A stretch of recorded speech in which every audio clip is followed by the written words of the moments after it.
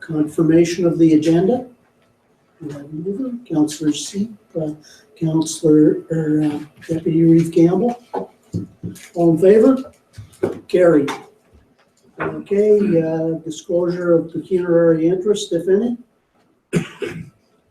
None noted. Let's start into the reports. And reports from previous meeting. Donna, do we start at 4.1? Right, so I was thinking that perhaps the best way to do 4.1 would be to wait until we hear David's actual, we have David up and he can answer any of the individual questions if you had something about 2016 while he's talking to you about 2017. In addition to that as well, 4.5 for Jeff, once for the OCIF part, once Jeff goes through his budget, it would be prudent to come back to that one as well after you've heard the bulk of his budget as well. So the other ones, I believe we could start at 4.2 and we'll just make sure that we don't miss motions on those other ones at the appropriate time. Okay, thank you. Well, 4.2 it is. So, go ahead. Okay, so last meeting we had, we looked at our reserve and reserve listings. We have our reserve fund set aside for specific purposes and we have our working reserve. So at last meeting, we talked a little bit about there's various points throughout the budget where money's being taken out of these reserves, a little bit of money being put back in. And at that time, last meeting, you wanted to have a further look at this before we passed a motion on these. Now, we can't change these now for year end, so the dollars will stand as they are. But certainly as you move along this evening and in our future budget meetings to know what's coming in and out of these proposed for 2017. Right. So does anyone have any further questions on the working reserve or the reserve fund set aside for specific purposes? Okay. So could we have a motion then to adopt those listings as presented? Okay. Councillor Say. Councillor Wadden. That there's no discussion. All in favor? Okay. Carried. Thank you. The next report, 4.3, is the 2016 tax supplemental write-off report. So I just wanted to give you, every year I give you an update on where we ended up with our additional growth or supplementals that are added to the property tax roll throughout the year. So for the second year in a row, even though we've had an increase in assessment of $437,267 in assessment, we have an overall decrease in the municipal portion at $5,848.31.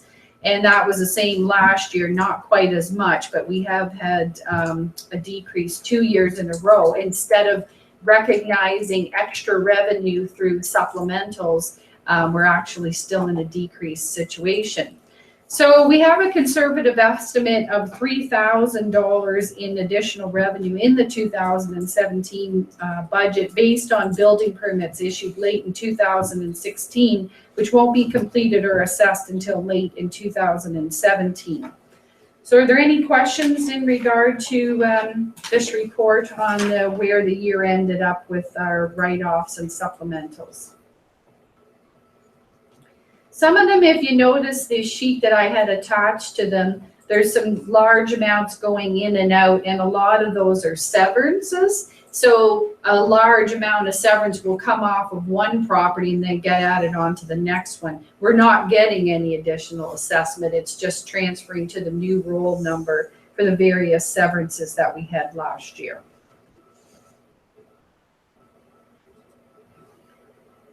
And so, as I said, the county and the school boards share in the supplementals and write-offs. But as I said, overall, it was a total decrease, adding up to $10,353.33, and our share of that decrease was $5,848.31.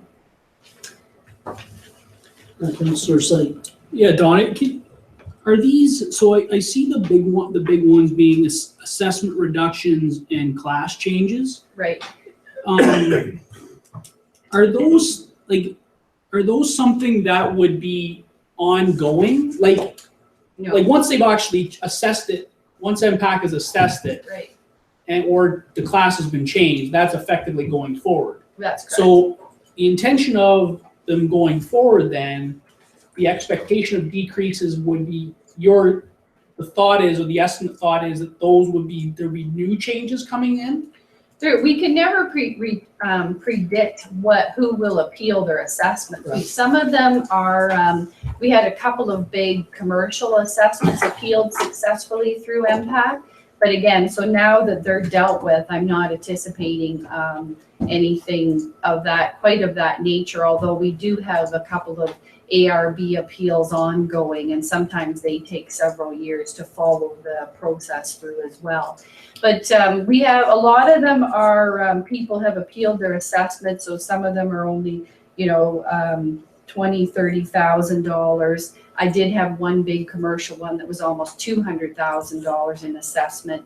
But this does reflect actually 3 new homes, so that's why the assessment is actually increased. But when you take which tax rates are attached to which class, that's where we've ended up in it with a negative again. Just remind me of what ARB is again. Assessment Review Board. Okay. Yeah. And So- if I might, Donna. Yeah. These are things, they can happen in a year, and you never know how many might happen. When the changes of which table they're in. So the other one, Don, is, I guess, and I think we've questioned, or I've asked this question before, and maybe it's coming up in a report. Is there any risk? Is there any assessment risks for things that the MPAC is potentially going to an assessment reduction? Like they talked about gravel pits and that type of stuff. Right. Like there's a huge risks in those. Do we as the municipality have any of those? The gravel pit, we have one gravel pit, and landfills are also another area that's seeing a change in assessment this year.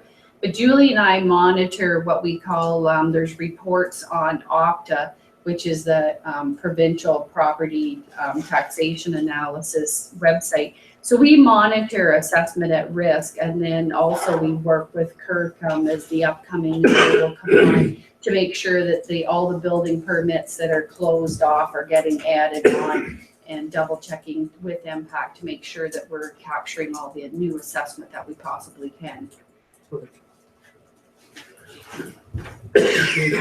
And I would make the statement that it takes about 6 years to get a gravel pit license now, so it isn't something that would hit all of a sudden. There'd be some warning. No, but Reed, my question is though, is if they get reassessed, the question has always been any reassessment decline is an automatic return. It's not, you don't get 4 years to pay it back.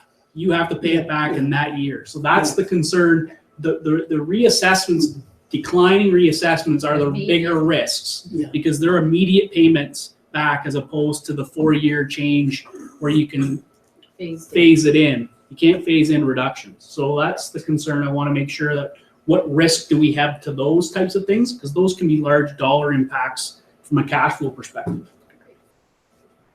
Councillor Hallahan. Donna, when we have a severance, that house is reassessed right at that point? No, It's not. no, it isn't. Really what they do is they take the whole existing assessment and divide it up. They don't normally reassess the property at that time, the house. So when would it be reassessed? Some of them, if it was sold, if the severance, if the house was on the piece that was severed and being sold, then in the 4-year cycle, they take into account market sales. So if the house in 1 acre sold for a considerable amount, more than what it was assessed at now as a new severed piece, it would eventually catch up through the 4-year assessment cycle. But if the house stays with if it was a barn or something severed off, then the farmhouses are not normally assessed other than through the sales.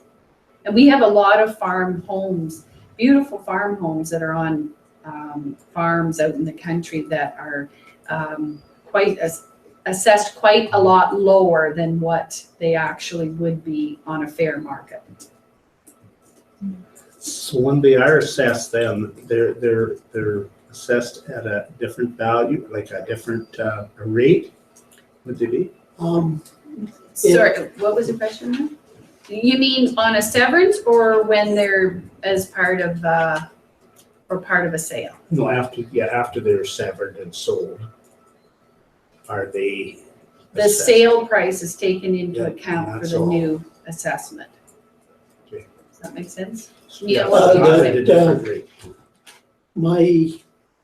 Using the two houses that I have on farms, that the assessment, and they're assessed as part of the farm buildings, even though it is the house in 1 acre.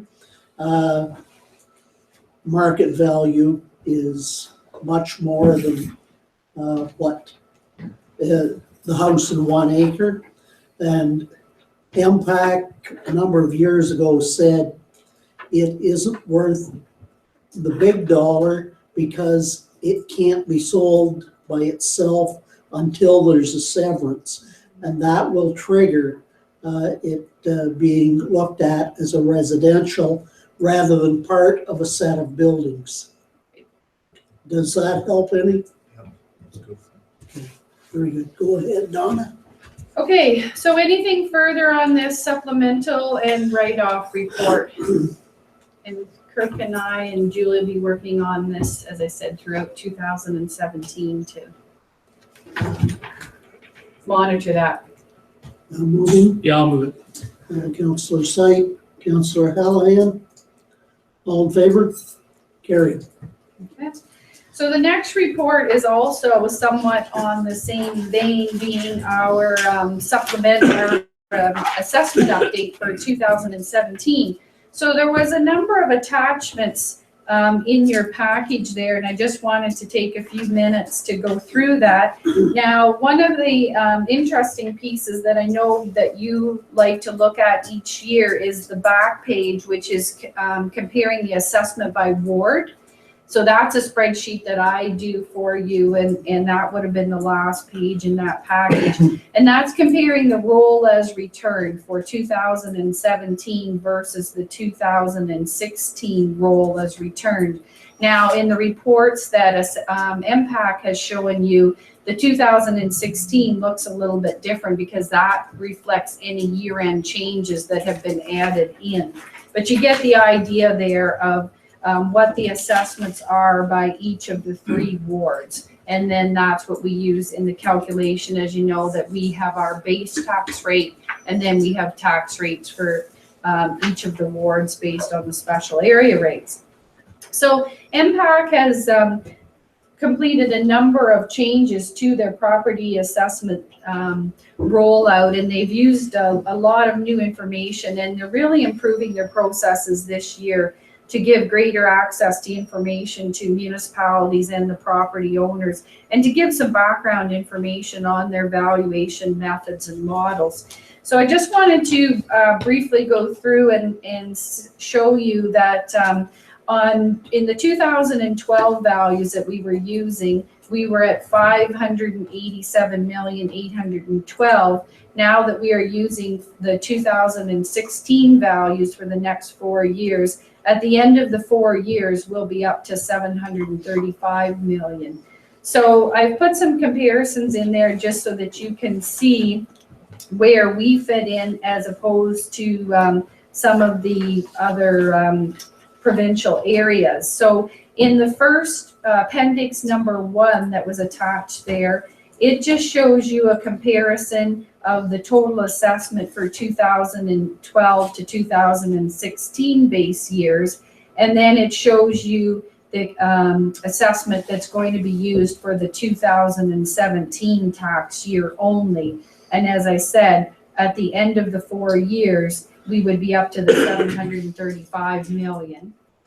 So then if you flip to Appendix 2, this just shows you how in North Huron your assessment is made up. So for the residential class, you have 53.1%, multi-res 1.6, and so on. And then farm is at 29.6%. So that gives you how your assessment is broken down. So it tells you where your tax dollars are basically generated from. So that's a summary, and is there any questions? The other thing I wanted to quickly point out was on our growth reports, sometimes if you have some of the municipalities experiencing significant growth, also are able to mitigate some of the tax increases by offsetting from growth. As you can see, our taxable assessment for growth is 0.19%. So not very much growth there that we can count on for this year. So I will do these reports for you. I do various types of these assessment reports, but you get some sort of it every year, and I've just added a few extra schedules from MPAC this year. So are there any questions on these reports? And these are the assessments that will be used as we move further along into our budget and be able to calculate the tax rates.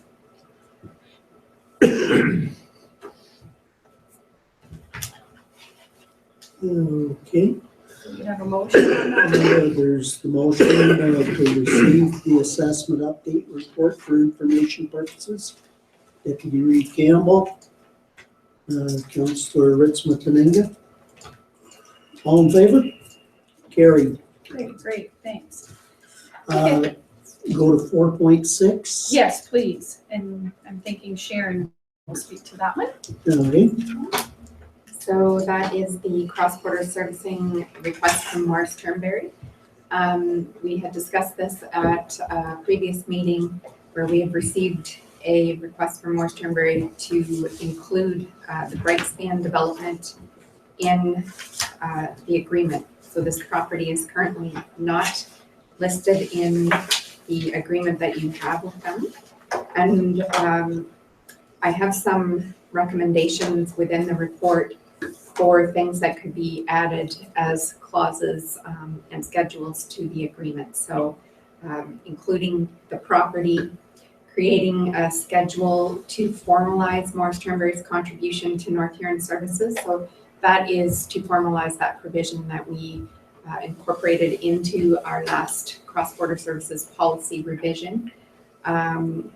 So the 2017 budgeted amounts are $70,000 for the West Cass Community Center, $16,000 for the Black Community Center, and $25,000 for cemeteries. And that is very similar to the amounts that we had received last year. I think cemeteries, I can't remember the total amount, but it was in that neighborhood. So we would also look to address the need for staff to comment on the site plans during that process so that we're aware of the details of the development, what types of developments are happening on our fringe and how they may impact North Huron. Sorry? Councillor Deputy, you have a question? Going back to the amounts for West Cass Community Center and Black Community Cemeteries, do we know if we're going to get that in 2017? This was 2016, these figures, but I believe they had communicated that that was going to be an ongoing amount. So I think your annual amount for West Cass Community Center before this was $40,000, and I don't know how long that was in place. That kind of predates me. So as a result of the new cross-border policy, they increased that, and it was my understanding that it was to continue on. So this is a way to formalize that. We can also put in that agreement that there would be an opportunity to review that based on usage data for periodically, and we discussed that through our negotiations with them in the cross-border process. If we participate in the recreation study that Blue Water Mayor is proposing for the entire county, they're going to be looking at obtaining and updating that usage data, and that will be useful for that conversation with our neighbors. So this is based on what we have previously agreed upon. So I'm suggesting that we put that in the agreement to be formalized and get a response back from them. I have a list. Councillor Knott's next. Well, my comment was that in fact, there really isn't any increase here. They took 30,000 away from Belgrade, right? Wasn't it 30, or what was the No, amount it from was Belgrade? 25? from 20 back to 5. Back to 5, so, and then just gave us an increase on. Councillor West. Syed? Yeah, go ahead. So part of the conversation that we remember in that negotiation was they were to advise us if anything was to change. So no different than for the fee bylaw, if we were to make a change to our fee bylaw and an increased price or whatever, it was only common courtesy to advise them that would happen. And I don't know if in the agreement we have stipulated when, like if we stipulated the time frame and when that should happen, but that might be could be a good to include. Obviously, during a budget process, you want to know, solidify what money's coming. So, if you don't hear anything by November 15th or whatever the case may be, you would assume that money is coming unless you're told differently. But that during the negotiation of the cross services agreement, they were very clear that we would want to know if our fees change in our fee bylaw. Well, we would want to know if you're going to change what you're going to give us from a grant perspective. Just Morris Turnberry, from the meeting I was at this morning, their budget is done, so that they will have. Councillor Hallahan was the next one. Yeah, which would Belgrade Community for the 5,000 should be included in here too then? That is an autonomous board that leases from North Huron, so that that is a separate issue. Basically, the ones closer to Belgrave are, especially in the former Morris Township, are the ones to take that up with their council. Sharon? If I may read, that really doesn't affect our tax rate. So Morris Turnberry has their own agreement with the Belgrade Community Center Board, and we have our own agreement with the Belgrade Community Center Board. So it's sort of outside our jurisdiction on how much capital they contribute to them. It's basically a donation to that board. It's not coming into North Huron's coffers. So the agreement also talks about circumstances where a developer may be constructing the service extensions on their own and allowing us to enter into an agreement with the developer directly to ensure that those the construction is to our satisfaction, and that we have warranty periods very similar to the situation that we had with Cowbell doing their own service extension. And it's sort of changed, the situation's changed a bit. We used to do that work in-house before we had Veolia on board, and now we tend to contract those things or allow the developer to contract them, which is a very typical process for development. One of the things that we would like to do is to do an assessment of the capacity that we're allocating outside of our borders. And I think at this point, rather than commit to extending the amount of capacity we are allocating outside of borders, if we could review the existing agreement to see if we could reallocate some of the current capacity.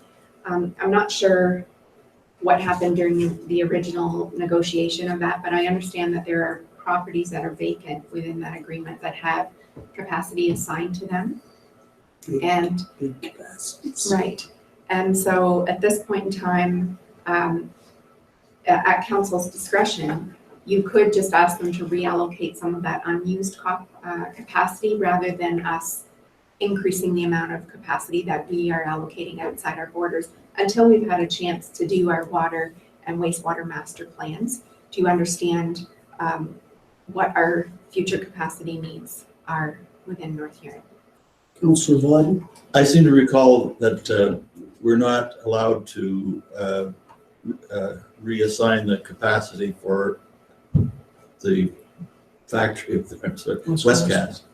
I don't know what the reason for that is. Does that apply to other properties in Morris Turnberry? I would have to check the agreement, but as far as reassigning that, I mean, that is a business that has the potential to ramp up again. And I mean, it's certainly a benefit to North Huron if it does. But I mean, So- my understanding that if we decided that we wanted to move some of it to another user, we could not do that for some reason. I don't know if you've ever. What I've went through in the past 10 years, the assumption we would have to work with Morris Turnberry Council on the cross-border servicing from the way it was originally put in. It's not saying that it can't change, but it wouldn't be just unilaterally doing it. And that being said, you aren't obligated to provide them with additional capacity for this. They're asking for an amendment to the agreement. So, I mean, we certainly want to accommodate Brightspan and that isn't an issue at all. We just haven't had an opportunity to review the agreement, even to look at the properties to understand whether they're currently approaching, meeting, exceeding capacities that have already been assigned. So I don't know if there's a periodic review, and we'd have to talk to the staff to see if that's being monitored, to see if the actual usage is close to what has actually been assigned to those properties. It's something we should check. Councillor Slade. Yeah, and I believe that was a question or a comment that was brought up at a council meeting about the cross-border services agreement and the capacities that we talk about. That has been a discussion about capacity right from day one of the industrial land strategy and all that stuff about the trunk sewer and you know, at the end of the day, we talked about I know at this council meeting or at this council especially about are we even confident that our capacities are what they are? Like if we've allocated X amount of dollars or X amount of capacity to the Westcast community or Westcast planet on 86, well, I guarantee it's not using it. Guarantee it, because it was based on an agreement back when it was running. Well, that's not happening. So we don't even know what those are. And I think that ultimately, from an agreement standpoint, there needs to be some flexibility and an agreement on allocation if something is vacant or something to that effect. So I completely agree with your assessment, Sharon, about the agreement and how it needs to be revamped in 19 to look at all these different scenarios and incorporate those in the agreement so it's much more flexible when there's things that don't work and when it's not on A1 priority list. Like it's not that we want it to be that way, but it needs to be flexible for both Morris Turnberry, but also needs to be flexible for us from a capacity standpoint when they don't have a factory running and they have one that's wanting on the list. Well, let's allocate some capacity that you're already getting. You're not getting any more. It's just going from this place to this. So I agree completely wholeheartedly that agreement needs to be looked at, but I think that's been talked about at this council once before. So Go ahead. I mean, it's certainly not the intent to hold up this Brightspan development. They're really itching to go and they would like this revised agreement in front of them. It's just when we're opening it up, there are some provisions that we wanted to look at because our circumstances have somewhat changed since the original agreement was passed, and one of those being we now have a new cross-border policy that calls for additional provisions, which it gives us an opportunity to incorporate in. And the other one relates to the fact that we are now contracting out our water service, and we just want the ability to enter into some of those agreements. And the fact that we are looking at our systems as a whole and want to understand what our future capacity requirements are for North Huron in comparison to what we're willing and able to allocate outside of our borders. So it just incorporates into a lot of the work that we have in process right now in North Huron. So, and there is, I believe the agreement actually states the fees where we're just wanting to incorporate in that it would be in accordance with our current fee bylaw. So those are just some housekeeping items. Councillor Syed? Yeah, the other thing is, I'm assuming, Sharon, a lot of these amendments are based on some of the work that we've done in Central Huron with the problem. I wouldn't say problems, but they were just process issues because we weren't at the table on some of those site plan evaluations and that type of stuff, where it seemed like we were always the last to know when we should have been the first to know. And I think that part of that stuff is, these are learned things that we learned through our conversations with other municipalities that will help us and develop better process on our part when we're helping development. Absolutely. Yep, that is. Councillor Vaughn? Sharon mentioned something about capacity earlier. We would have figures that were given us maybe 2 years ago from BM Ross in terms of the existing capacity. It won't have changed all that much, so get a rough idea of where we stand. Yes, I've seen those figures in the file as they related to the A2A development. There was quite an assessment that was done of the Wingham system with relation to that. And there are some constraints on that based on the condition of the infrastructure, particularly with the trunk sewer. So, that is fair. I don't know if we've ever considered in concert with what our own future growth potential is, whether the capacities we've allocated outside our boundaries are appropriate, and perhaps if we're looking internally towards some other initiatives that would be working towards our own sustainability. I think it's appropriate before this agreement comes due to reassess those figures.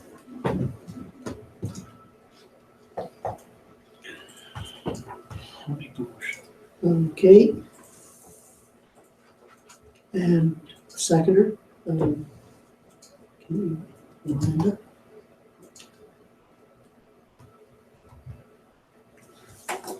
All in favor? Carried. Okay. 4.7, rural economic development. So, apologies for the very late submission of this one. I had a meeting with Stephen Sparling and Natasha on Friday to just talk about some of the development opportunities that are happening in Blythe right now. And they talked to me about the opportunity to apply for RED funds. They were looking at some various projects that were available to business. And one of the things that they were considering was a hotel feasibility study for Blythe. That project did not fit with any of the streams for private business, but it would fit under the municipal planning stream for the RED program. One of the things that they also mentioned was, if we continue to develop on our fringe in Blythe and there is growth potential there, would it be a good idea to do a study around expanding the urban boundary? And so Natasha Fritzley has put together a small summary of what would be included in the application. just some of the verbiage that would be included, and has offered to submit that. It is due on March 31st, the application. So there were some questions from council as to what the cost of those studies would be. And they're estimating that the hotel feasibility study would be about in the $10,000 to $15,000 range, and the urban boundary study would be in the $50,000 to $75,000 range.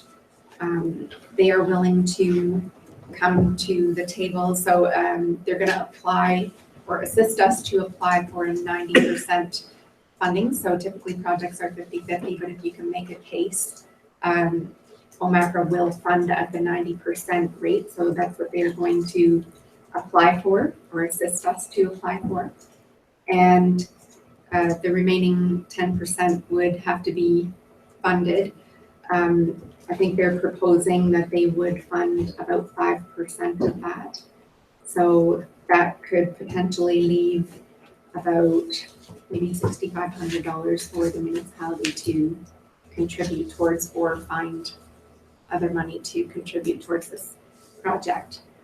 The reason I did want to present this to council is the accommodation issue in Blythe has been an ongoing one for a long time. We struggle every season with artist accommodation. You heard Rick Elliott mention last week that they needed about 50 some homes for billeting this year, and they had only found about 22. So it really is an ongoing struggle, and we now have a tourism destination type business coming to Blythe, and it is going to continue to be an issue. That issue is going to be really exacerbated by this new development. And we also with the Memorial Hall renovation, and we want to be able to package tourism in Blythe, have people stay overnight so they spend more money, and we do need accommodations, and we need to find a spot to put that and have the study so that we can attract a developer. Councillor Vaughn? There's an additional concern. Apparently some of our accommodation in the village is not legal and could be cut off at any point, which would make the situation even worse. Okay, Councillor Knott? I'm just going to say the accommodation for the theater and the building staff there in a hotel, I think, are two different issues, separate issues completely. And aside from begging and pleading residents to take people in, I don't know how we solve the building problem in the long term. Because you're not going to build a hotel and then fill it up with short or long-term cheaper rentals. If you're in the hotel business, it's not going to happen. I think the feasibility study is a definite need within the village. It's something that's probably long past due. As far as expanding, well, we really only have one way to go, and that's west or slightly north on the west side of the highway, and that's all we've got. That is going to present a very key issue. Whether or not you're going to be able to obtain land, probably they should go hand in hand. So my only concern then is, number one, if we don't get the 90% funding, does OMAFRA on the red grants, do they automatically decrease you and say, no, we won't give you 90, or we'll kick you down to 50-50 level? On the red grants, I'm just not sure how that one functions. Yeah, I think we'd have to state in there that we wouldn't be able to fund it at the 50-50 level. All right, so my further comment is that it's all fine and dandy to say that they would come in, but I want to see a commitment on paper from them to the balance of that they're going to pay. And I guess that would have to definitely be an inclusion that below the 90% funding level, we're out. And that they commit on paper to the 5% from CalBA or whatever organization they're going to use to pay that 5%. Then I'd be prepared to support it, but only under those conditions. Councillor Slade? So I guess my question is that the assumption there is if the red application is not favorable, we wouldn't go, right? So like the process, Like, we're not starting the study and then waiting for the grant. We're waiting for the grant and then doing the study. Is that correct? Approval of the grant. The approval of the grant, and then once the approval is gained, then the study would commence. Absolutely. So at the end of the day, as long as we've got something, like as Councillor Knott said, some commitment in writing that whatever it wants to support with the 5, I'm happy with the 5. And if it changes, we need to reevaluate what our commitment level is there. I think there are needs. I think there are definite needs within the village, and within the municipality. Because again, we're barking up the same tree every year, and we might as well establish a goal as to what we want that to look like. I'm hoping in that feasibility at least provides an opportunity of where this would be. Like, it's fine to tell us what the feasibility is of it, but we need a location as part of the feasibility. I just don't want somebody to tell me what the feasibility is, but don't give me an actual idea of where it would be feasible to have it. Yes. Councillor I Hallahan. understand that the north end of Blythe too is highway commercial, it's owned highway commercial for quite a piece out to, so it's already someone that's doing there. Almost sounds kind of agricultural. North, like you're talking towards Wayne. Yes, on the west side Yeah. is highway commercial. Out You're bound by Quite a the bit. east and the south. Yeah, I just, it's from my perspective, we've had these feasibility studies and other perspectives, but they've not given us any real recommendations, anything concrete that we can take. If it's going to be another feasibility study that makes me have to do more work, I don't think that's right. We need feasibility studies that give us concrete evidence that says, let's go do this, and how do we go about that? Otherwise, it's just we're throwing money upon money upon money. Go ahead, Sharon. Yes, and so I've had a couple of meetings in the last week or so in Blythe, just to talk about what the development there looks like and what does it mean to the community. And I think at this point, we don't fully know. We know that we have a large tourism-based business that is building on our fringe and is going to impact Blythe. We have the CCRC, which is going to impact Blythe. We have the renovation of Memorial Hall. There's a lot of activity going on there. And the reality is those things are going to happen this summer. And are we ready? Probably not. So what we need to do is bring all of the players to the table and start talking about, okay, what do we think the impacts are going to be, and how can we at least respond to some of that impact on our communities? So is there going to be an impact on service requests as a result of the large events that are being planned and some of those things, so that we can adapt and we can provide proper service. So we are planning some meetings in the next couple of weeks in the very short term. The RTO4 Regional Tourism Organization is at the table, and their focus is really on aligning all of these different things that are happening. And after our early meeting, I've encouraged them to come to council and to start talking about these things with council, so that you understand what the impact of these developments are going to be. So it's still in the very early stages, but I think that we're gonna have those short-term planning activities that will allow us to respond to whatever happens this summer. And things like this feasibility study and the urban boundary adjustment are going to be more of those long-term planning initiatives that talk about, okay, once these things get going, what are the next steps, and what do we need to support the development here in Blythe? Councillor Biden. And I think that in addition to just listing the things that we know are going forward, if the study could look at ancillary kinds of things that might add to the mix or be a result of the steps that we're already envisioning, it's easy for you to say,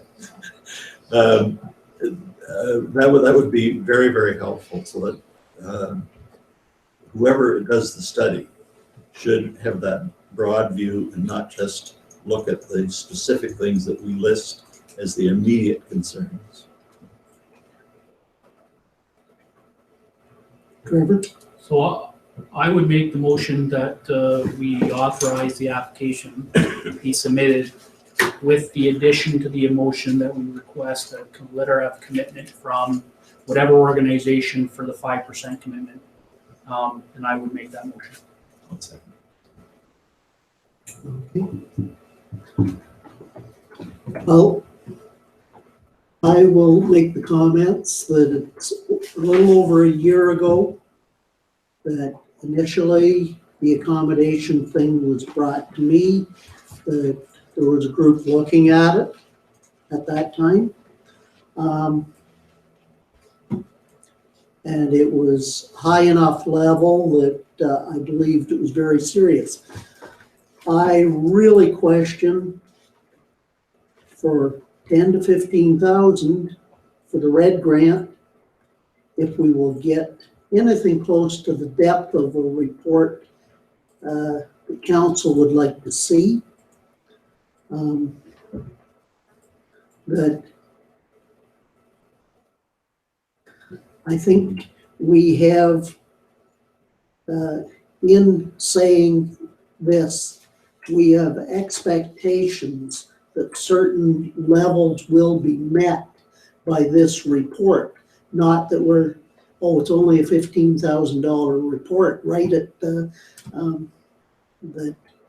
I think there's certain things that have to be in it, and that I think, as Councillor Sipes said, maybe identifying places or sections of where that might be feasible to build as part of it, and the size of the build, and that it's quite a job trying to figure out where do you build what, and that if it's only a $15,000 report, that we have to have certain answers and know that we'll have to go to other reports after that. Sure. So we would be involved in developing the terms of reference Yeah. for that, so we can Definitely. make sure that, that we get into the study exactly what we need. And right now, what we really need from council is the authority to go ahead and submit the application. After this point, if, I mean, you aren't bound to do the project. You're just really authorizing that the funding application go in. So if there is a substantial change, if we find out the studies are gonna cost 3 times as much as we originally anticipated, we'll be coming back to you. We can do some double checking before we Great. submit, because we wanna make sure that if we're applying for enough money. So I can talk to Natasha and we can make sure that we have enough money in the application to get what we need out of the studies. But really at this point, it's just to get that red application in. And once we've found out whether we've been awarded or not, then we can be coming to council and giving you more detail on what things might look like. Any further discussion? We have the motion on the floor, so all in favor? Carried. Okay. 5.2 next. 5, Donna? Yes, thank you.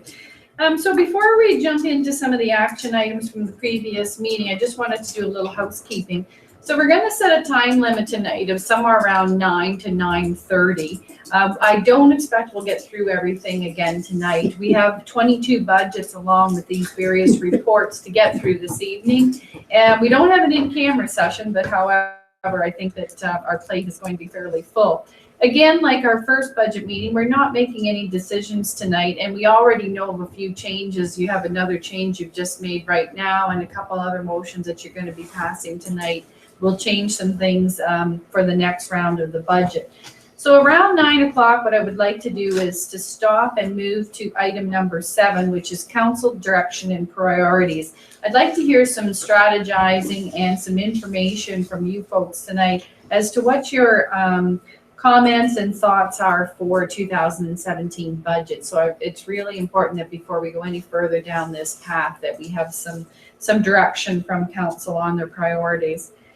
So we're going to review the action items from the previous meetings, and we'll talk about some of the other things that have come up. And in addition, we'll compile a list of action items for the next 2 meetings, and we're hoping to schedule the next 2 meetings for both Monday nights, April the 10th and April the 24th.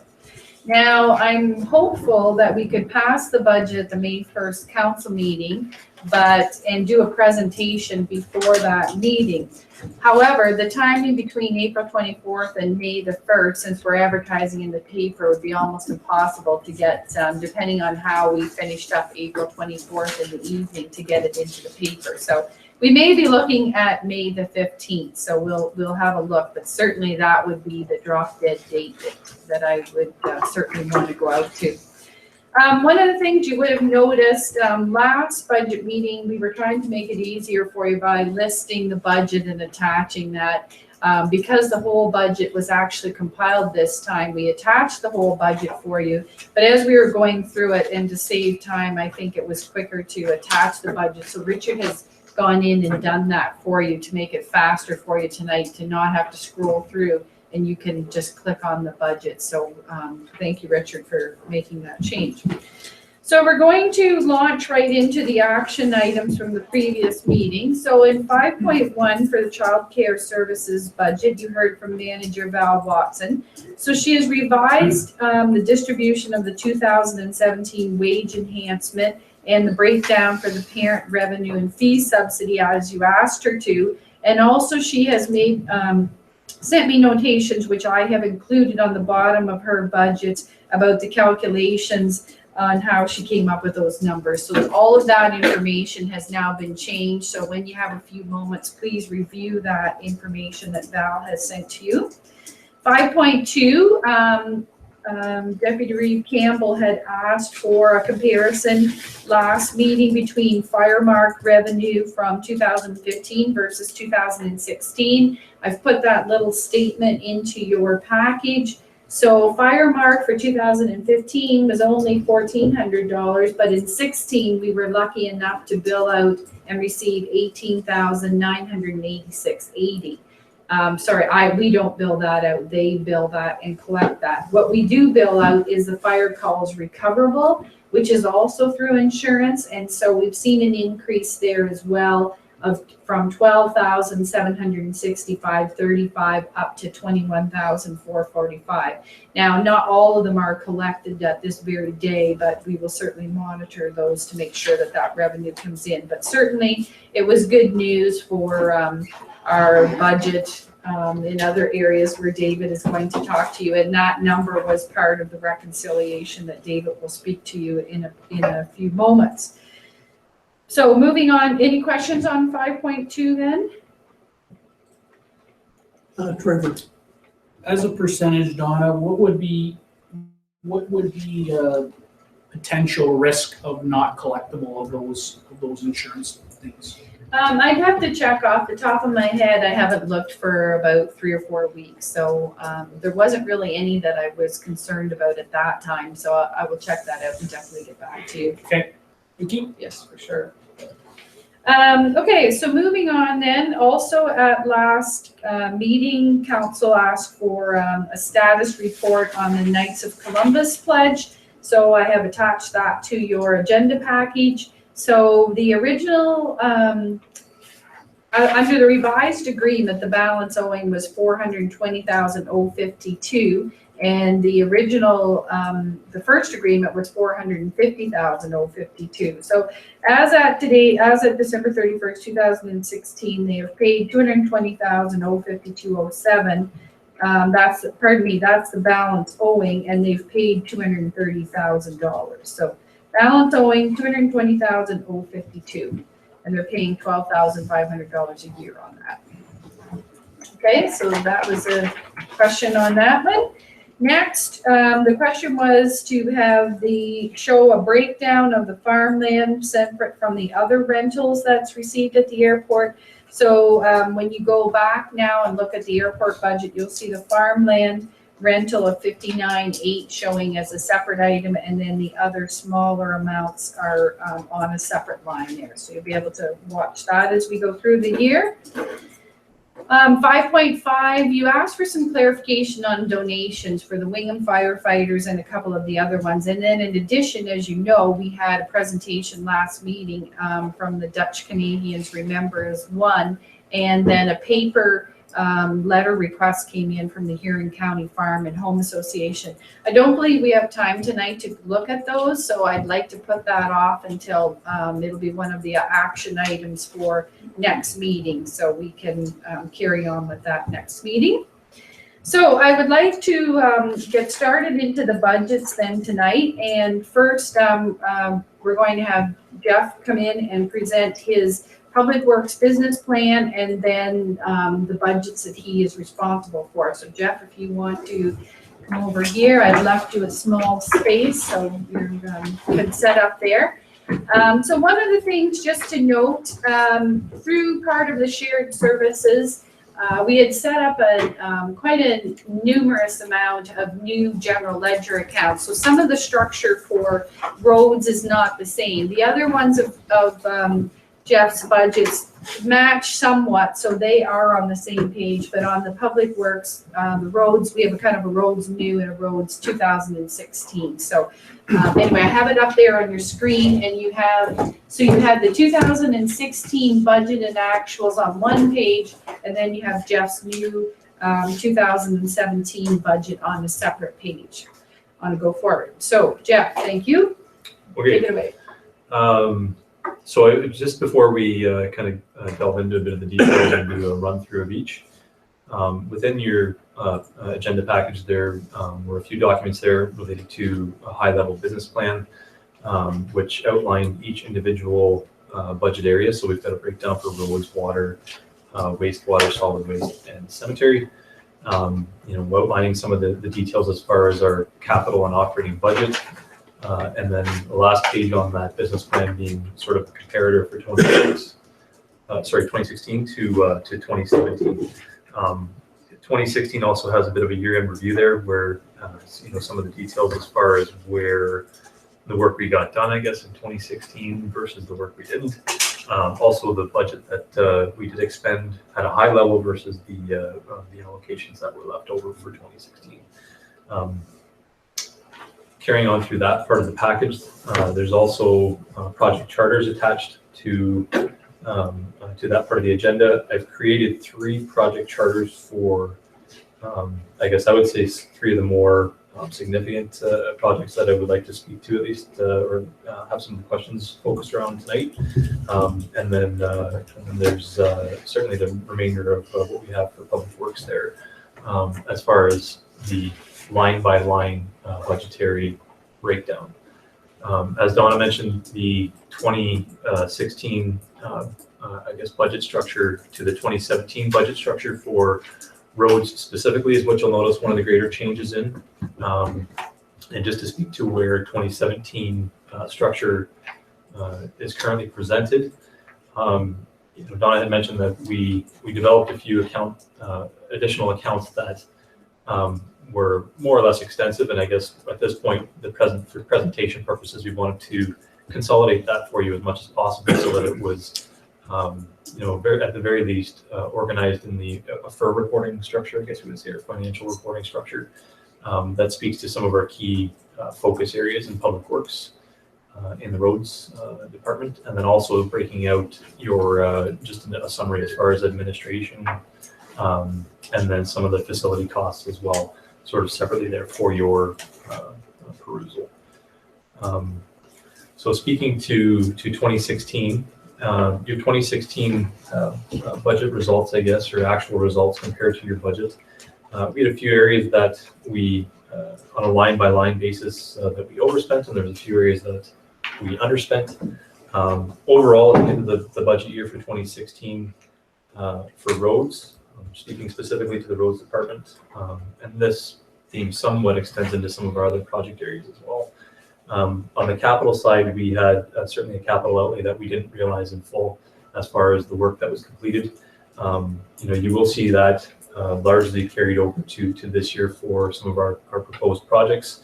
And certainly I would suggest that in this year anyways, we're in a better position to realize some of those items that were not completed in last year's budget. As you look at the roads budget, one of the major structure changes I think you should note is that from a revenue and an expenditure standpoint, we have increased the budget on both ends. So you can see a movement there as far as an increase in revenues, also related to an increase in expenditures that ties back to machinery rentals. Those numbers as far as what are presented in our expenditures even out to what is presented in our revenue line. So you certainly see the bottom line there as far as total expense versus a total revenue that is different than last year. It's certainly increased from last year. However, it is when it speaks to the overall, I guess, net to taxation or net balance left over at the end, has a zero impact to that part of the budgeting process. For the 2017 year in roads, and just to speak to some of the detail there, we had a report on tonight for some funding for OSIP for one of our projects, and that would be the LCB Tire and Chip program, which is 2 rural blocks for Reed Road and Moncrief Road, and that item is proposed to be funded through the OSIP funding program. One of the items that was on for last year that didn't get completed was phase 1 of the industrial land strategy. That's also presented here in this budget. And then we've got the Westmoreland reconstruction project, which, as some of you may recall, last year was in need of some approval work. So we spent the year last year trying to get that approval process in place, and certainly we have that in hand now. So we're in a better position to go forward with that work with the proper approvals in place. I mentioned the OSIP report there that was on it for consideration. That's the project that you will see certainly asking for pre-budget approval. We would propose to fund that project partially through gas tax, so it's not an OSIP funded project.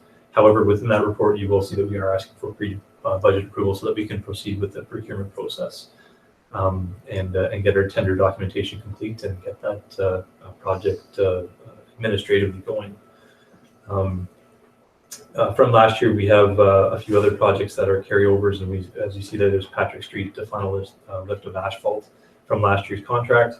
The remainder, I guess we'll call it the House and Dam EA. This work that we are proposing here is what you, as far as the budget line considers, is work around the dam safety assessment, as well as additional funds in the event that once we get through the process of the dam safety assessment and concluding of the EA. And that's what you see in that line, represented in that line there. The remainder of the budget here, as you can see, for equipment attachments, plow truck and backhoe loader. The plow truck and backhoe loader items, I've included those 2 in my project charter as far as heavy equipment. So certainly if there are any questions there, we can have a discussion about that tonight. And then the last item there being the facility condition assessment. My focus in this condition assessment would be specifically for our Wingham Public Works shops. I'm looking at certainly our location on Josephine Street, and with an understanding that there's some significant repairs coming up, we want to get an idea of what, I guess, an assessment of the condition of the facility overall. In addition to that, we would also like to review a space needs component that, we would also like to integrate that potentially with our mini street shop, only from the perspective that it's good information to have for both, because we do have 2 operations, certainly in Wingham, in 2 different locations, and there may be an opportunity there to consolidate. So that's where we're, I guess that's what the proposal would be focused around for that facility condition assessment and space. That facility condition assessment is proposed as well for OSIP funding, as you will also see through that report that is on it.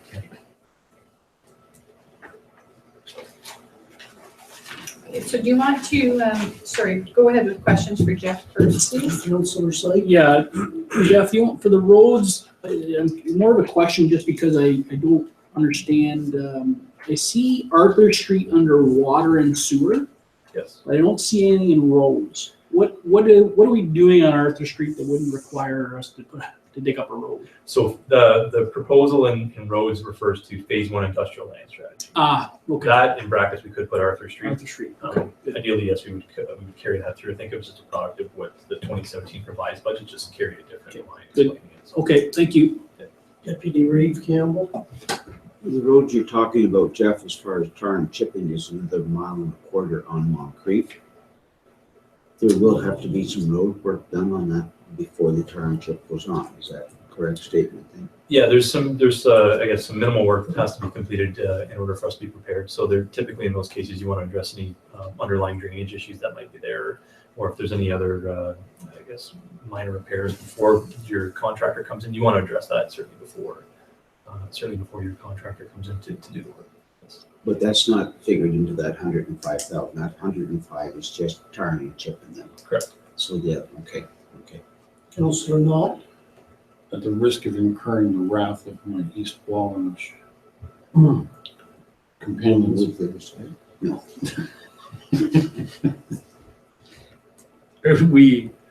At one point in time, we decided to suspend the tar and chip program until such time as we had done a roads needs assessment, I believe you called it, Jeff, that would prioritize those roads. We haven't completed that, correct?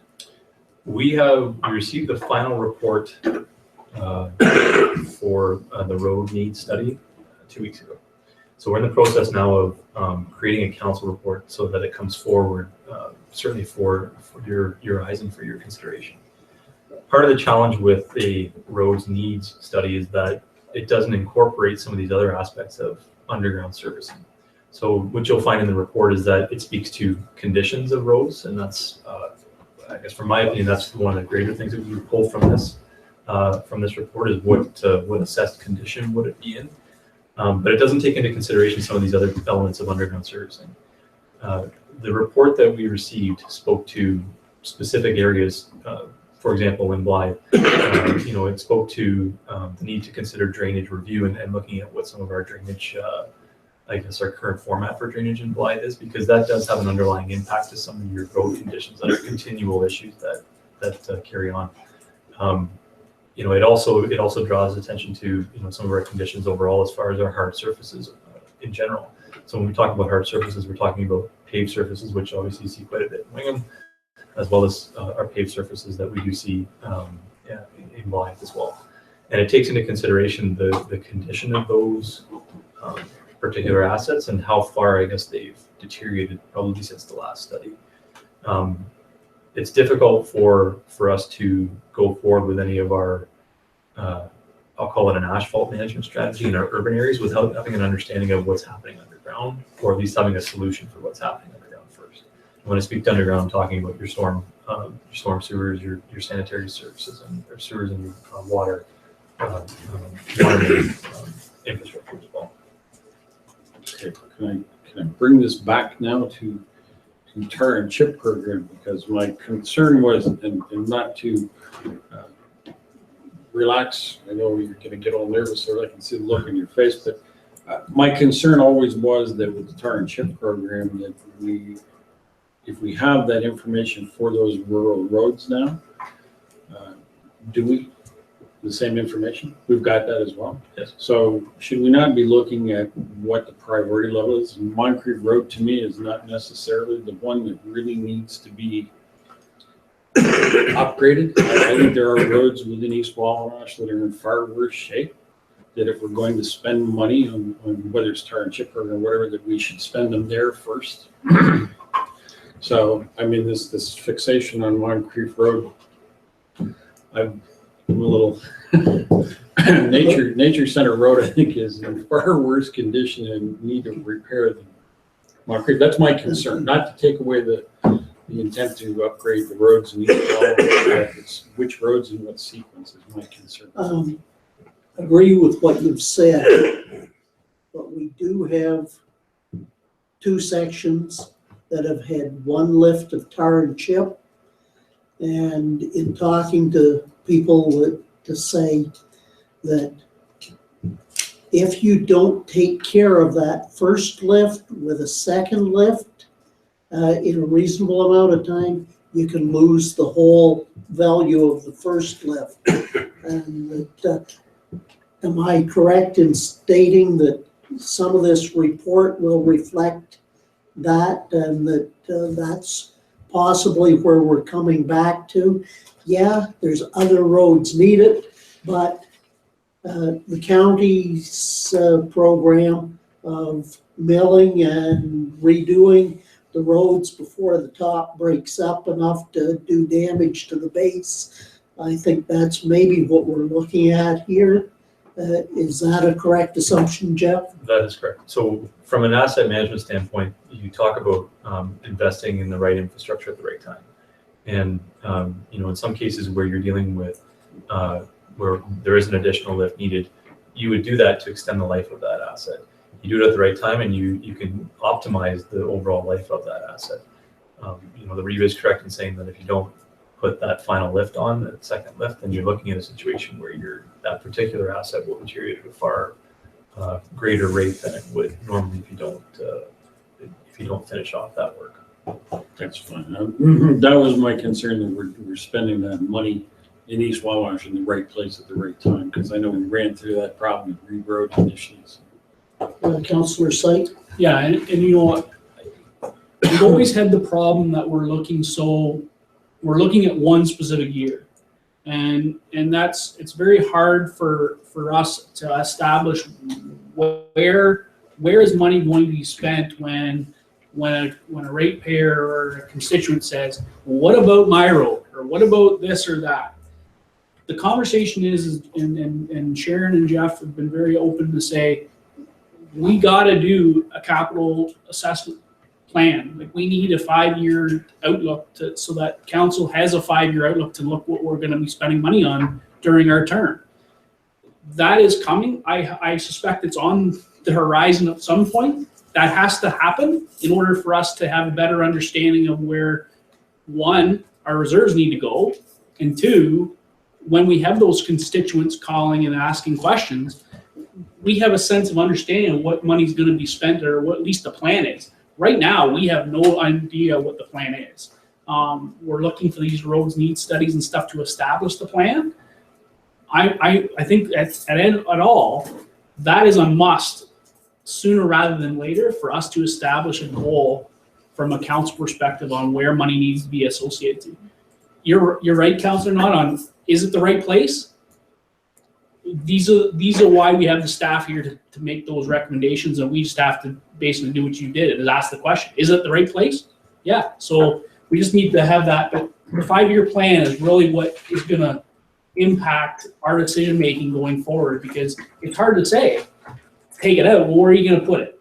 And we don't know what those next priorities are, so those are the things that we really need to look at. Deputy Reid?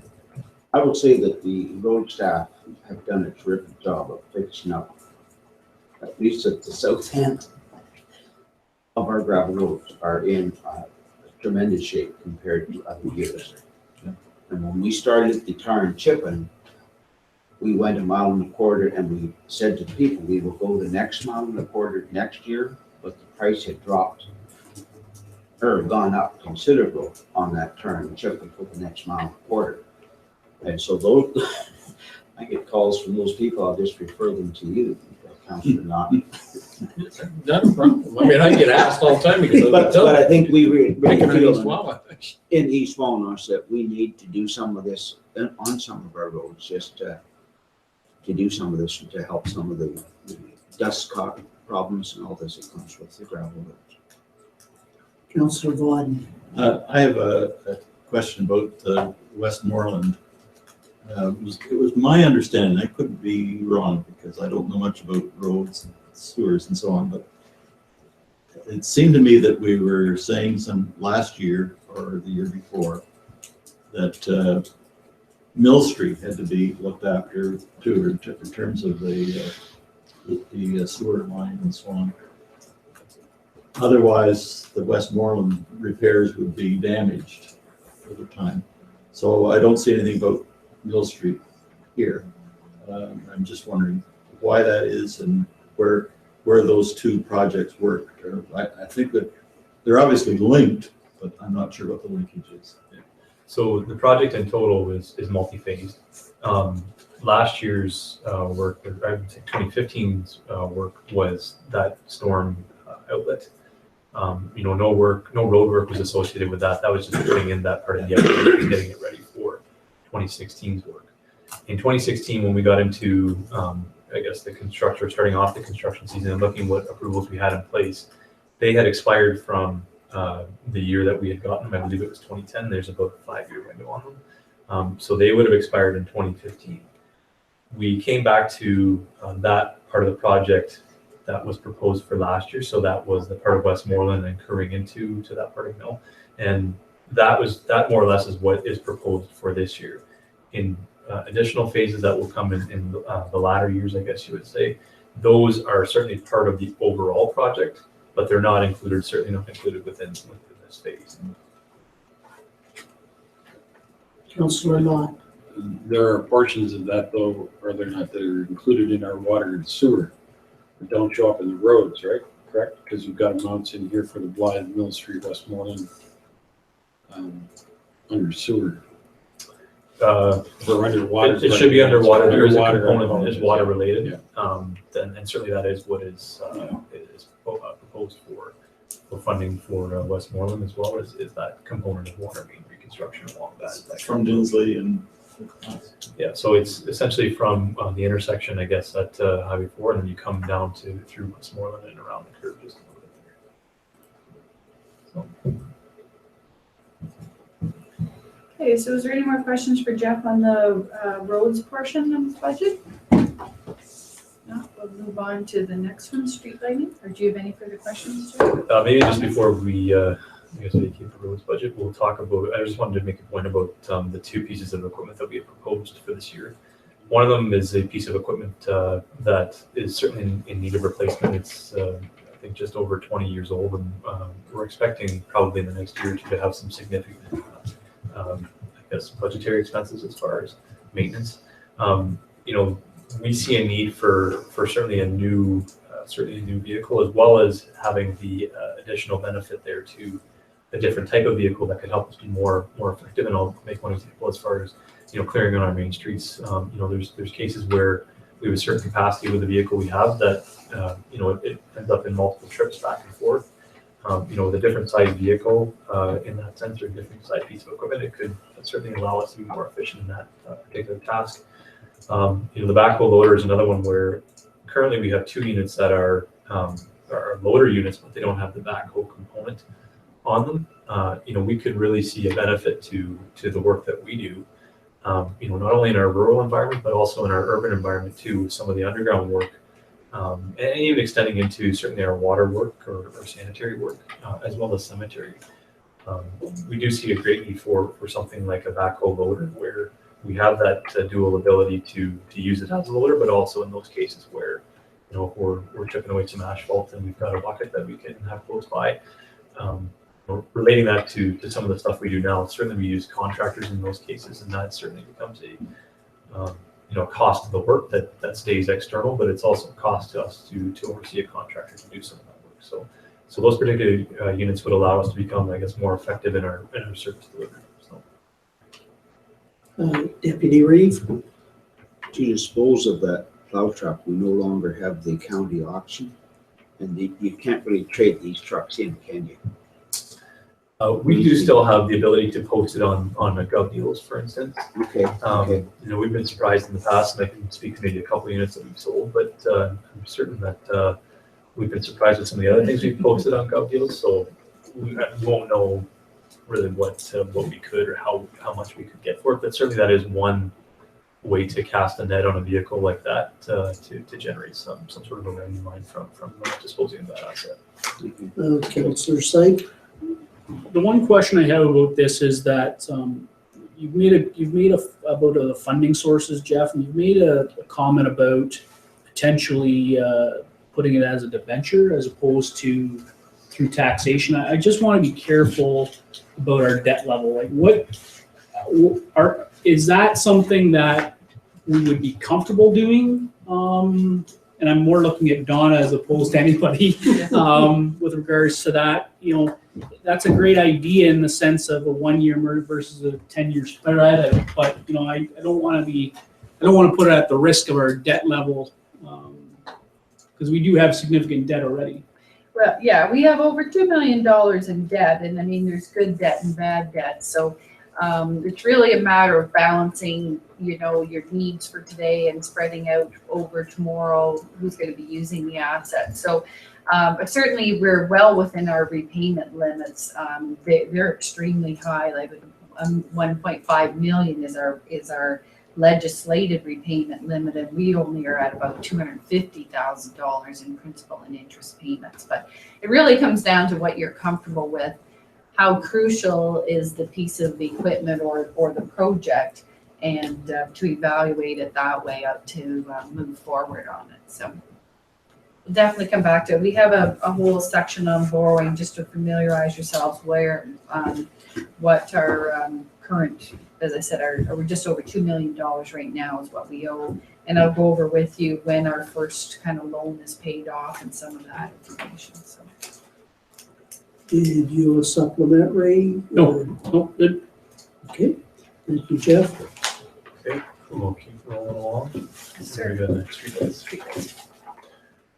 Okay, so for streetlights, it's a fairly standard budget as far as a typical consumption and maintenance and repair budget. I guess one thing we're trying to make sure we're tracking towards is certainly the increased hydro rates, and trying to address those through not only what we budgeted for last year, but some of our actuals that came in, and anticipating where that might be going in the future as well. One thing that we will draw out of this one that I think is probably the more crucial part to talk about is this an LED replacement for streetlights within North Huron, and I think that this is one that, and correct me if I'm wrong, but has been tabled for council in some respect before. We propose, and certainly you can see in my business plan some of the attached charters there as far as what the benefit could be to such a project. And the timing, I guess, as far as the project itself. Ideally, in these situations, we'd like to see our consumption decrease so that we're not seeing as much of a expenditure around our consumption rates. There is certainly a payback period and return period from a business perspective that you could see there from I think it was 6.5 years. Based on what the numbers are proposed, and that's one that we would be recommending to move forward for this year. Not only so that we capture, I guess we currently have our foot in the door as far as the incentive, so to capture what is still available there for the incentive, because there is a concern that might change and may dry up to some degree. We don't know to what degree, but excuse me. But certainly to get our foot in the door for that, as well as to try to reduce that consumption as much as possible, considering where our hydro rates, I guess, are at the moment. So. Well, in talking to a number of ones that have made the switch, that their hydro consumption, basically, they're quicker payback than they were told to start with. And there's some where they have to change that much of the structure, have been down as low as 3.5. Deputy Reed. You've got some yellow here on the actuals for Belgrade consumption on your report here, Jeff. How come it's way up that? Those are for mine. I have to just go back and divide that. That's the total that was collected and just divide it out amongst all those categories. All of a sudden we went from 379 to, no, yeah, okay. it's the total for the whole, all of them. I thought maybe we're doing all of Belgrade. Nope, not yet. So what will happen here is Jeff will have to, it seems the council's in favor of that program going ahead. And so there are a number of options that Jeff is talking about, whether you front end it all yourself. There's other borrowing methods that you can Some of these companies will front end it for you and you pay them back with their savings and on and on. So right now, this project has no effect on the budget. If it was to go ahead where we borrow the money on our own, then we would have to add into the P&I payments for the remainder of 16, or 17, if it was able to be completed in 17. And then from an ongoing basis, the principal and interest payments would have to be included in the budget from there on. So. Maybe one other thing to draw out as far as that particular project.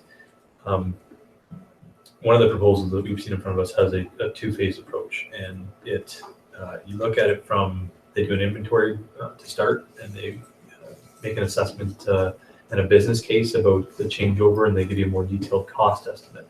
They call it what's called an audit grade investment audit. So they look at more detail about what work would need to be done, and they look at specific sections. They look at photometrics.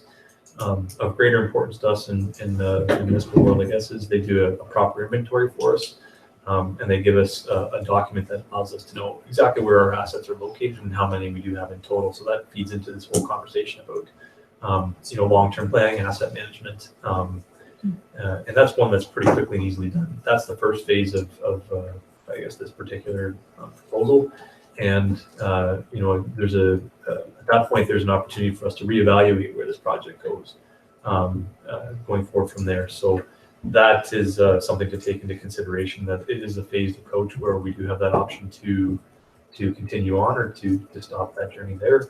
And then, there's maybe some details to talk about there. We can certainly bring another, report forward. I think that might be the more beneficial approach at this point, considering maybe there is support for the project, to bring a formal report to council with that outlines some of those aspects in more detail and speaks to the funding component as well. Okay. Any other comments on street lighting? Sorry, Trevor? No, it's really more of not necessarily just the street lighting. I think any of these projects that have paybacks are critical to knowing what we need to accomplish between now and in that time. But I really want to get back when we get these assessments. At the end of the day, the recommendations from finance and the manager is really, where is this funding coming from and what's the best option, whether it be loan. At the end of the day, the tax rate is going to depend on all that recommendation. And my assessment is I expect a recommendation to tell us what's the best option. We can change that option, but I think we need a recommendation that tells us what's the best option for everybody. Because at the end of the day, you look at the finances more every day than we do, and we expect that recommendation to come from our managers, because we can't establish whether it's best to fund it. We don't really have we don't know that. So for sure. Figure it out. Okay, moving on to water then. Sewer. Sorry, water. Water first. Then the border. So hopefully the length of time that I'm up here won't bore you tonight. We're about halfway through, I think there. We're a quarter of the way through there, public works budget. So we'll just try to keep things moving along. One thing as far as the waterworks budget, it's certainly very standard years here as far as what you would have seen before. These budgets do include administrative allocations that take into consideration our more or less our new structure here. With Veolia being a contractor, and certainly that's overseeing that part of the contract. As well as some of the staff time that we see specifically allocated to water and sewer tasks. That if we have to help on a service replacement, if public works have to help out or something to that effect. Those are presented in this budget here, where you do see, again, you see some of those machine rental costs that flow through this budget as well. We have, I guess, as far as the revenues go, we've included the increase this year for our water revenue, so based on our increase in rates, and then those are what carries through, I guess, to the budget balance for the waterworks budget. On the capital side, again, same sort of stuff as the roads budget, where we're looking at carryovers from last year, and certainly you can see that from the Westmoreland Mill Street project. We also have some equipment purchases that, if you recall from last year, we had come forward for a generator replacement, emergency generator replacement that we put off some of the other locating equipment and hydraulic pump that we've been looking to include for this year. As well as just some final stages of the Blythe Road water main extension that weren't resolved last year because of construction season and whatnot, that will be resolved in this year. So that's where those budget lines come from. And then of course there's phase 1 industrial strategy for Arthur Street on that particular page. And then again, we've got what you see here for I guess the water tower schedule B EA, just continuation of that project. I will advise that that component was put forward for CWWF funding. So there's I think a 75-25 funding split there for provincial and federal on the 75 and municipal on the 25. So we still have not heard back on that particular application, and I'm hearing that's a very common, I presume you have as well, Don, it's a very common theme that most municipalities have not yet heard back on that funding and whether or not they will be getting that or not. So hopefully we do hear that within the next couple of weeks and we can resolve that as we get through the budget process. But for now, what you're seeing considers that. And then kind of as we continue out for 2017, so that number there.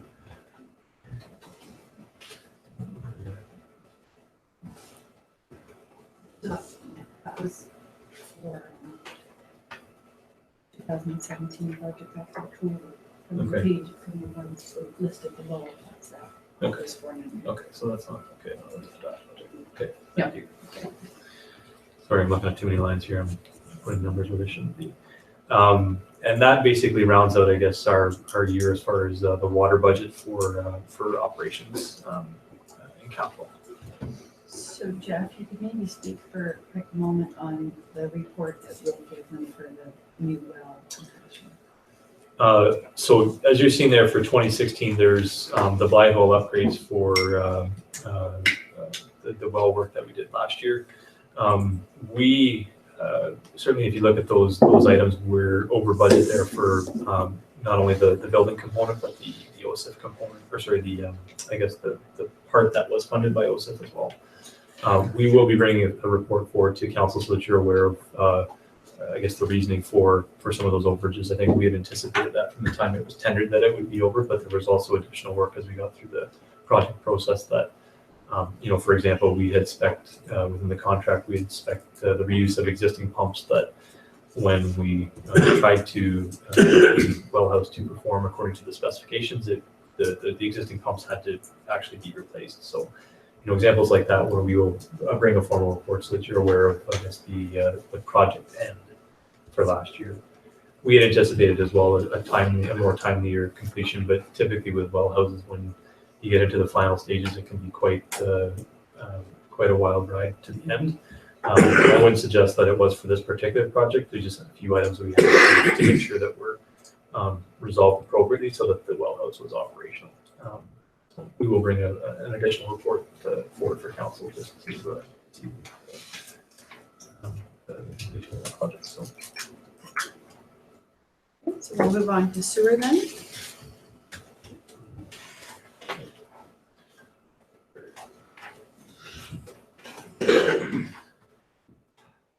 So the sanitary sewer budget for speaking to 2017 here, as far as additional adjusting similar to water, additional rates for that rate increase.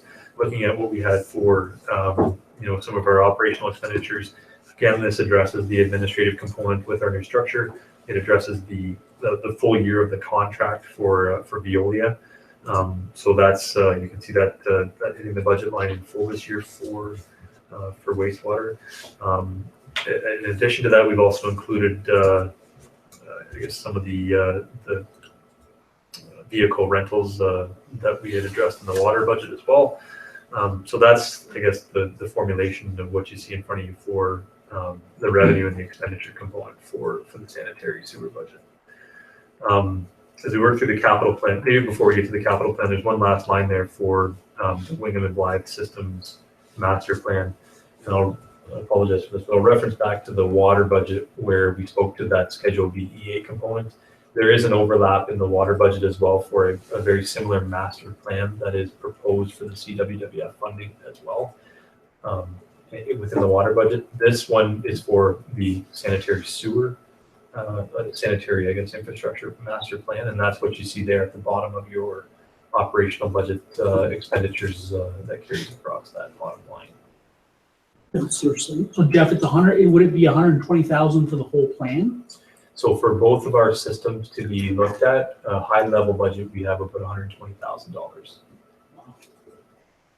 We'll be looking at the scope that we've initially talked about was, making sure we have a proper inventory in place, looking at our major facilities and looking at the particular conditions, trying to break down our what we call componentize our major facilities. So looking at some of our generators and just what maybe the buildings in general, what the facades like, what condition is the roof in, trying to break down those components so that we can look to replace specific items or identify when specific items should be up for rehabilitation replacement.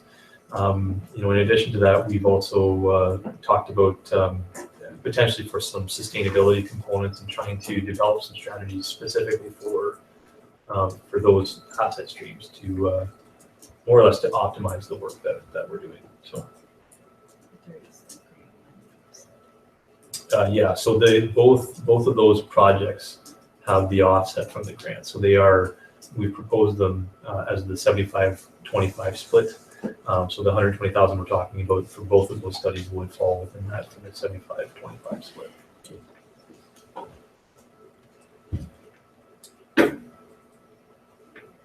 Working through the capital plan for the sanitary budget, we've a few items there where, again, some minor equipment needs to be purchased, some operational equipment, and some of it is locating equipment as well.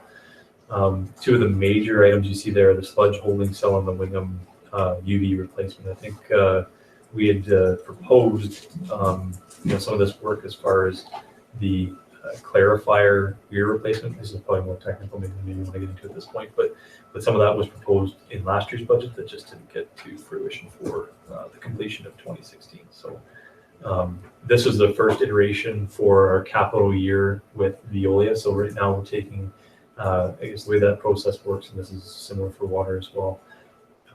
We've developed a plan as far as capital, what's proposed for capital replacements and what's proposed for some operational and maintenance replacements. The capital plan, I've asked them we've been working together to try to prioritize what they're proposing. So what you see in front of us for this year is what would be considered a high priority to address as far as work. And then we've also got a longer list there where there's some other housekeeping items that are more costly but need to be done in the I guess the next 2 to 5 year time frame. So I guess what you see in front of you there for the sanitary capital component are items that we consider to be a higher priority to get into to the work program.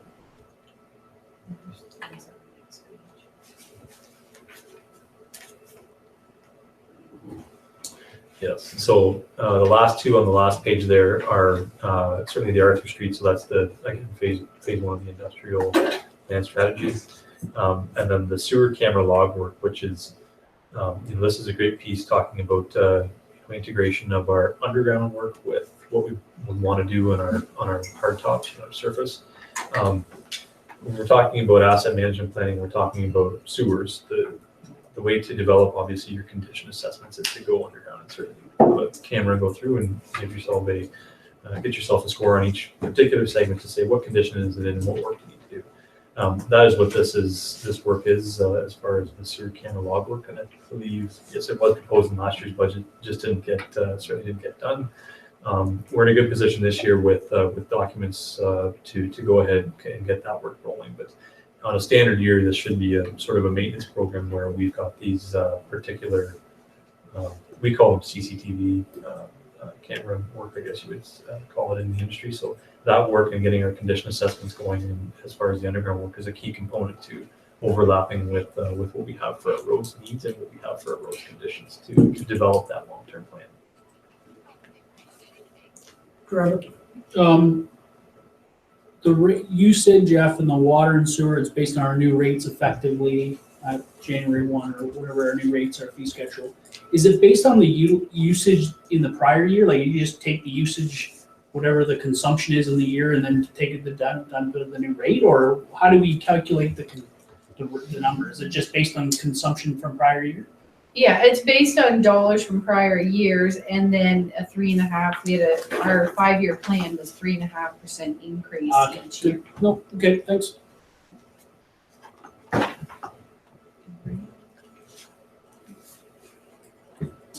Okay, so is there anything further on sewer? If not, we'll move to waste. So maybe just, oh, sorry to jump Yep. there, but as far as sewer and water, as you can see, there's obviously no impact to taxation. A lot of that, all of that is covered off through our current rate structure. All right, solid waste.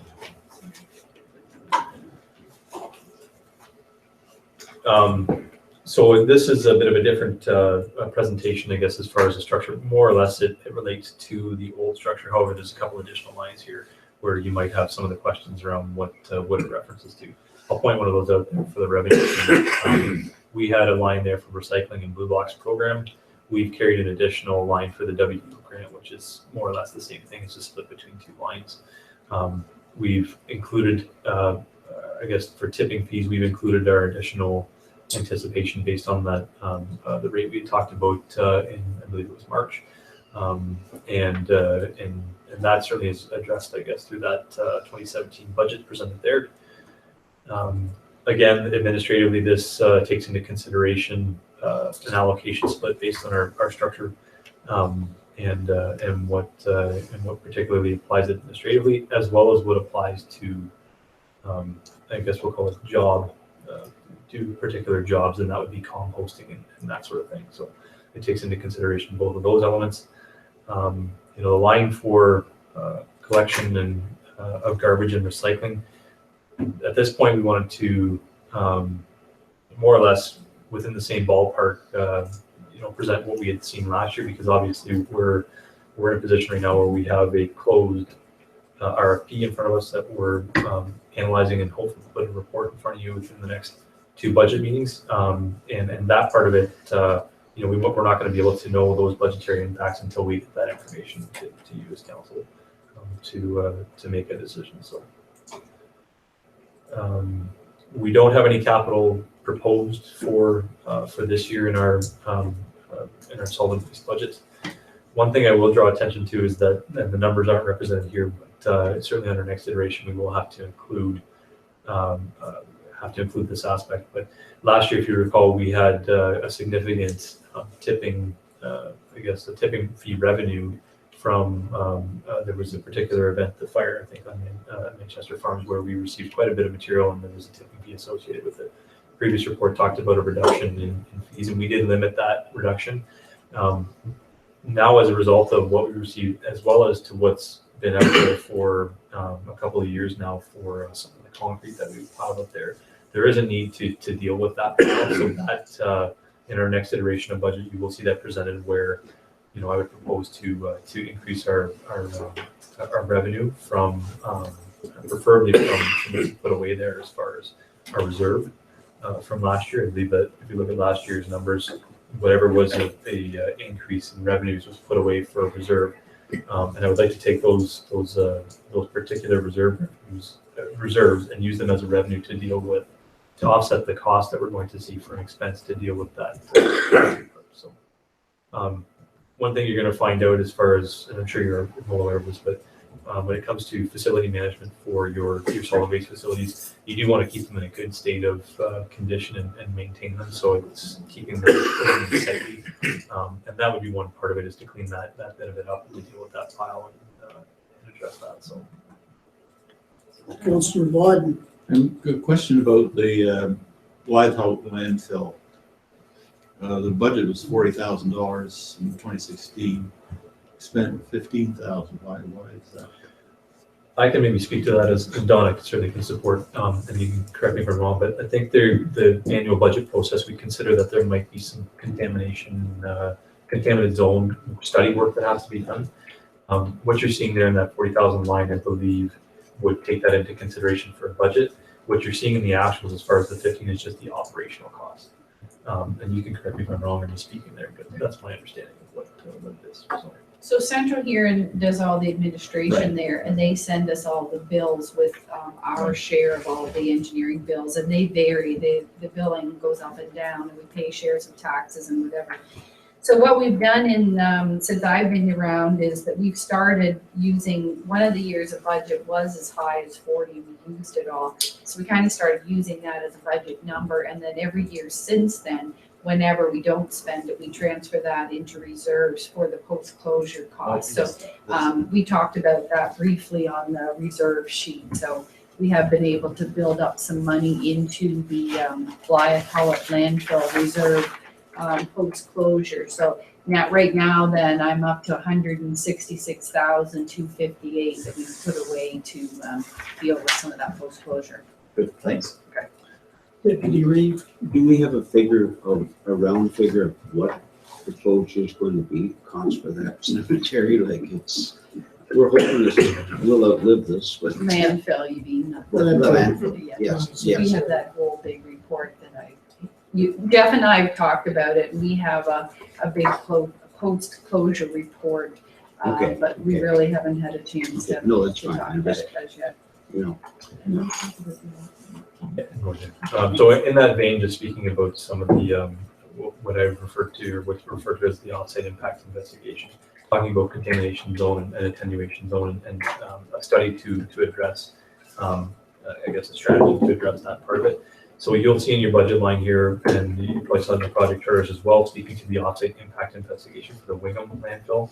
Part of this year's, proposal from our operational oversight, they're recommending to continue on with some of this work and to start to develop a plan. I believe that was also a requirement under the MOE for a particular plan to address some of that. So that's what you're seeing there as far as a budget line for $45,000 for the offsite impact investigation for the Wingham landfill. We haven't heard from Central Huron about what the readings are now on the contamination. I haven't heard of any meetings. Is anyone No, going? haven't been. Unofficially, the salt level has dropped drastically. Yeah. That a lot of it is back into possible drinking water rate. It's looking better all the time. But there was only so much salt, and when it was capped with the clay, they've kept water from entering to draw more out, and so that what had already got out is just dispersing. There's no contamination at the site at all, apparently. Or very little. Well, none moving, no new movement from the site.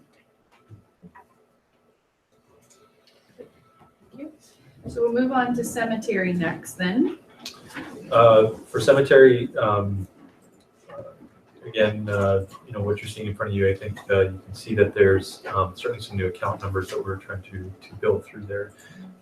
Much of what you will see will be very similar to previous years for the cemetery budget.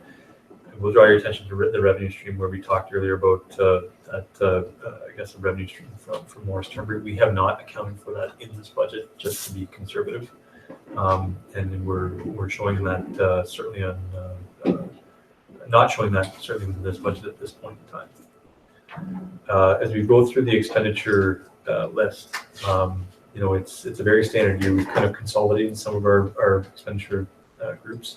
We've also incorporated equipment rentals fees and machinery rental revenues specifically in the cemetery budget, because we do have equipment that is cemetery equipment, cemetery owned equipment. So that's where you see those two resolving themselves within that particular budget. Councillor Site? Jeff, what's the miscellaneous stuff? $23,000 for miscellaneous. What exactly would we be looking at there? I agree with some of their systems. Sorry, the system. But some of the, wherever the other new accounts didn't fit in, I've had to lump them into there. In some cases, as far as miscellaneous, it could be, additional materials for interment, or it could be, it could be additional budget for, some of the other work that goes on, as far as if we've got to get into some repairs for, if you get into a situation with a particular grade, it's a tight grade, and you're kind of mucking around, there's some additional there for, reclaiming, I guess, and repairing some of that part of the cemetery budget, for cemetery itself. So you'll see it kind of increase because it has consolidated from a few other ones, as Donna had mentioned. I don't think I have a full list of what it's consolidated from. That's fine, we can, as long as we've got something, anything, I always look at it, if you've got something in miscellaneous of $20,000, we should at least know what Yep. it is. If it's a consolidation of accounts, and that's fine, just know what the consolidation is, that's all. Okay,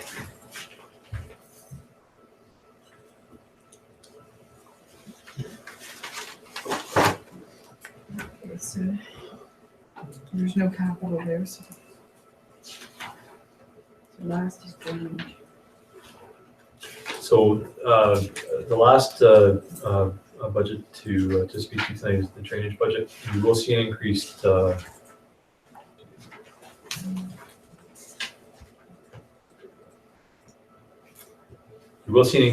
for the drainage budget, in large part that you can trace that to having certainly a consultant as our drainage superintendent.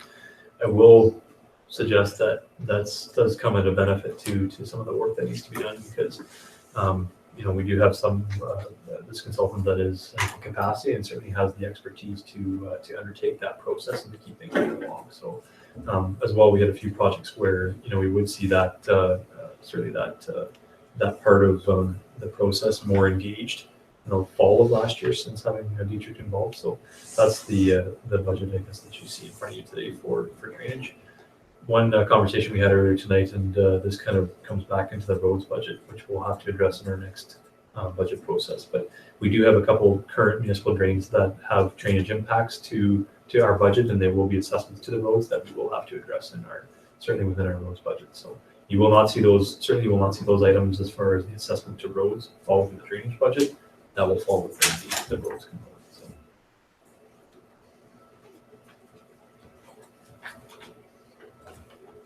Councillor Sullivan. The only question I have, and it's actually back to cemetery, Jeff, is there been any plan or for the future or about the facility assessment of the Wingham Cemetery? There has been, the chapel is not in decent shape at all. Is there any risk, I guess, is the real concern? Is there any risk of it? I guess there's always a risk with falling or doing that, but I guess what is the true risk to the municipality from an assessment standpoint of that structure? It's something that we could consider to do a condition assessment specifically for that facility. That is a facility that we use for storage in the winter months. We're not able to do interments into that period of time. So I would suggest that it's an important piece for us to have, certainly a functioning piece, functioning asset for us to have in place and appropriately. I guess just a visual assessment of it, it certainly looks like it needs some work. We haven't addressed anything in the capital side. I think at this point in time, what we do is look to assess it more in detail first from our perspective and just see what we see as some of the critical work needing to be done. And with the hope that that we can limit some of that work and not have to get into some significant repairs. It's funny, you actually did talk about that this morning. I was talking with the operations supervisor and just speaking to that particular aspect, and more so from the perspective of getting into this year's start of interments and certainly our schedule for that. So we are looking at what some of that work that does need to be done, and we're trying to get ideas and repair estimates for particular items that would affect the operations of that building.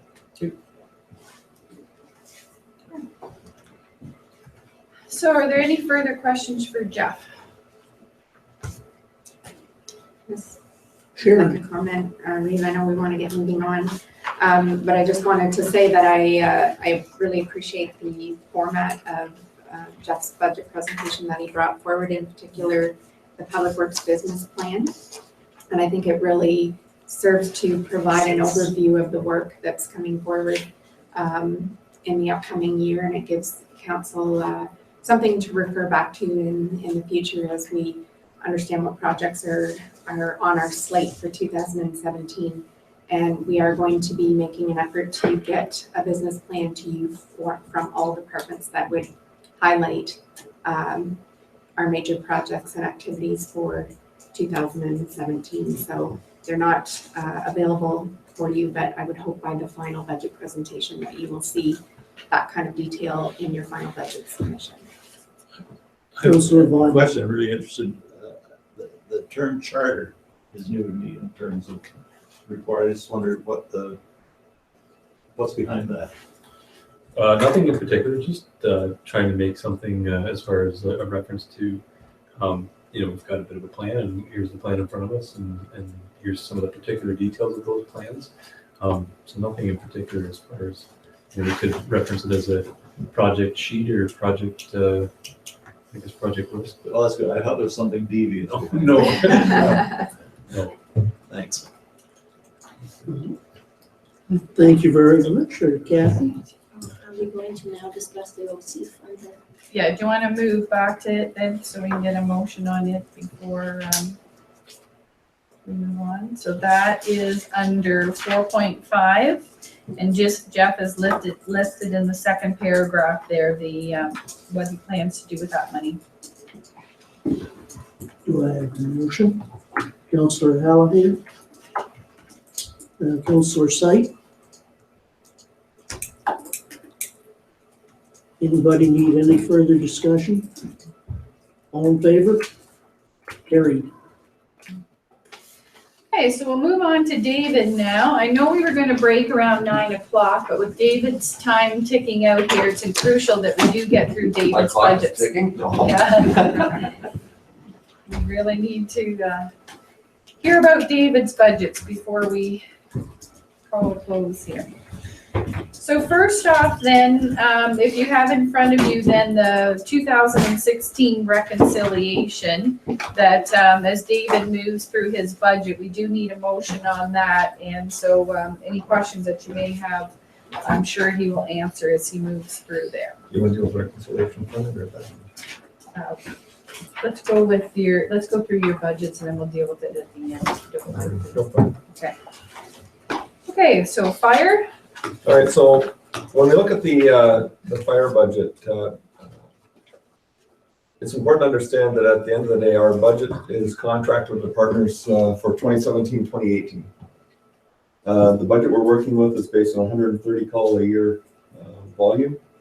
I run 4-year averages to give some context to where we get our numbers from, and our 4-year average now is 164 calls a year.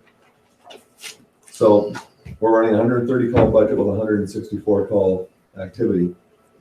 As a perspective on that, Chief Eagleson, who assisted with the chief selection process, his budget for a comparable level of activity, but actually less working fires, is almost double what ours is.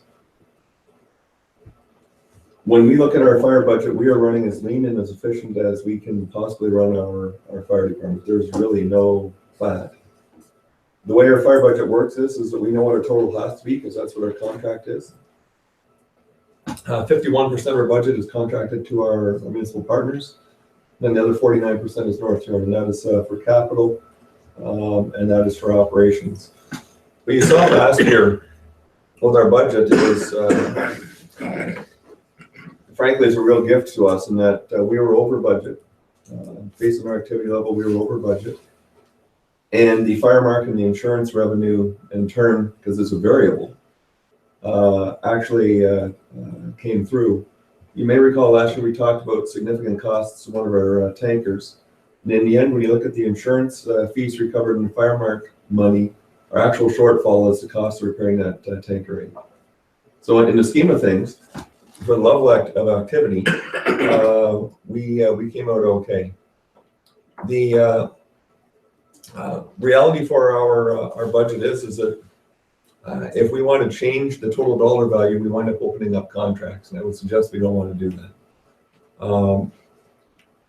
We are going to, by virtue of the demise of the Canadian dollar and by virtue of buying some turnout gear out of capital funds that we had not planned on, we are going to find ourselves at the end of the 2018 year where we're going to need significant capital injections into our budget. That is a reality we need to be alerting our partners to now, so they're not shocked when it happens, because we know now that when we go into our 2018, our capital reserves won't be sufficient by the time we get to 2020 unless we substantially increase them to meet the capital needs of the fire department. We already know that. Beyond that, though, significant capital purchases this year are a large number of turnout gear, which council pre-approved. The thermal imaging camera in Blythe is 15 years old and it is done. The MSA camera, which is comparable to what we use in Wingham, a newer version but comparable, is $11,800. So we've budgeted that out of capital reserves. And only other thing I would flag is that dispatch, our dispatch contract is up for renewal this year at the end of the year, but our contract fee is based on the census data and based on how many people in households we're providing protection to. So hopefully before I'm gone this week, I intend to have it cleaned up. There's not a lot of modification to this, but a final budget for Donna that reflects what that's going to be like. And then Ryan, when he starts as chief, is walking with a budget that's pretty tight and pretty clean. But it really is what it is. We had another busy year last year, but at the end of the day, we're running a really tight ship. And the insurance recoverable and the fire mark, when we get really busy, does pay off. And you certainly saw that last year. So we'll maybe flip to the reconciliation then quickly. So as we showed at last meeting, there was an overall deficit of $65,635 for the department. And so the bigger part was with the fire department itself, operations, and then the both halls came in at a little bit less than under budget. And then the purchase of the truck actually was a little bit over budget than what we had anticipated. So the net result there was a deficit of $65,635.28. So when we started out the year in 2015, December 31st, we had an opening balance of $3,740 in our operating reserve. It's supposed to have $50,000 in it. So by the time we transferred the extra $46,000 in revenue, that looked good. But then when we had to deal with the deficit, it's put us back down in an overdrawn position of $15,427.24. So we won't be able to address that situation until the end of 2017 to determine where we've landed and see if we can, if there's any room within the budget to be able to replenish that operating reserve. The same goes for the capital reserve. We had basically drained that and overdrawn that reserve, $28,433, to buy that new truck. But again, as soon as we have the 2017 budget passed, we're going to be able to transfer $70,010 into the reserve for the allocation for this year, which will clear that up and then leave us a bit of money left in 17 for capital purchases. So does anyone have any other questions on the 2016 reconciliation?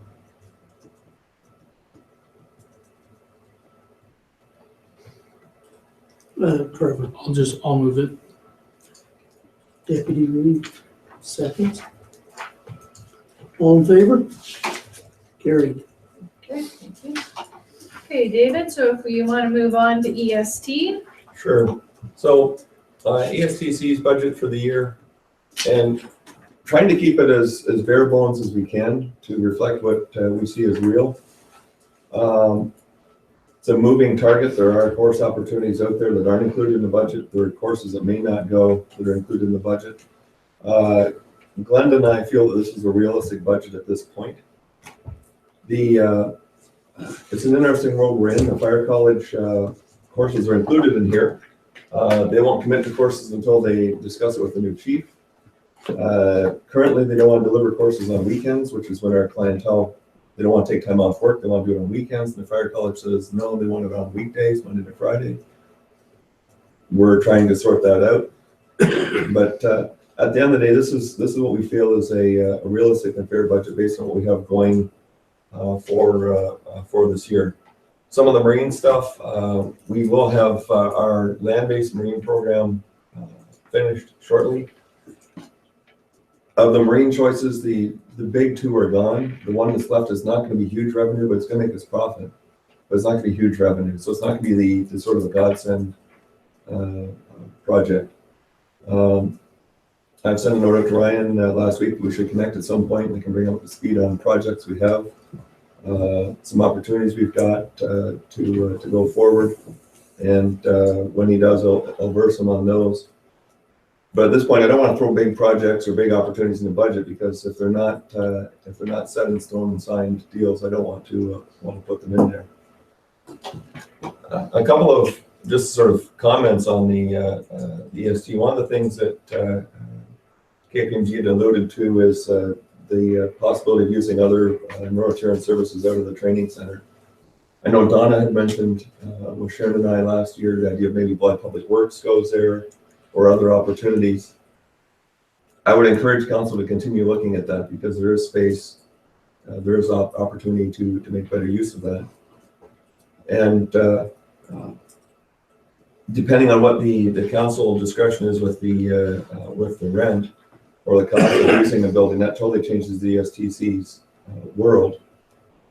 But the reality is if you take the STC to the KPMG number of $12,000 a month, somebody else in North Huron or somewhere else in this, it's not like it solves North Huron's problem. It cleans up the STC's budget, but it just shifts it somewhere else in North Huron. So it's not like that number goes away. And then comes the question we do with the accumulated debt or deficit from the years. But that's a big item that needs some serious discussion and some resolution to it. But it doesn't solve the financial problem. The money that is shifting dollars from ESTC's budget to somebody's. Maybe we put it over to Jeffson's roads and, but really it doesn't solve the problem. But this is where we're at as of, this was done in, I say about 4 weeks ago, and at that time, this is what the budget looked like. So the question I have is, if you're basing this budget on status quo, which that's what I'm hearing, what's the big change or what's the impact to materials and supplies and instructors? Instructors is going up $14,000 and materials is going up another 10, so that's 25. But no, we haven't changed any. The only revenue change I'm seeing is meals, which is going up 19. I'm not exactly sure what that is either. Well, one of the things that happens with my departure is that a lot of the courses were taught by me were included in my wage. There's a first reality is that any course that was taught by me as the chief or director of fire and emergency services didn't cost anything to ESTC because that was part of my wage. So that is some of it. The other reality is that our fire college wage structure that we try to match has gone up over. We haven't changed our wages significantly until this year, and we're putting our wages at the same rate as the fire college, which is higher than they were historically. Wages mean the contractors, what we're paying a contractor. Yeah.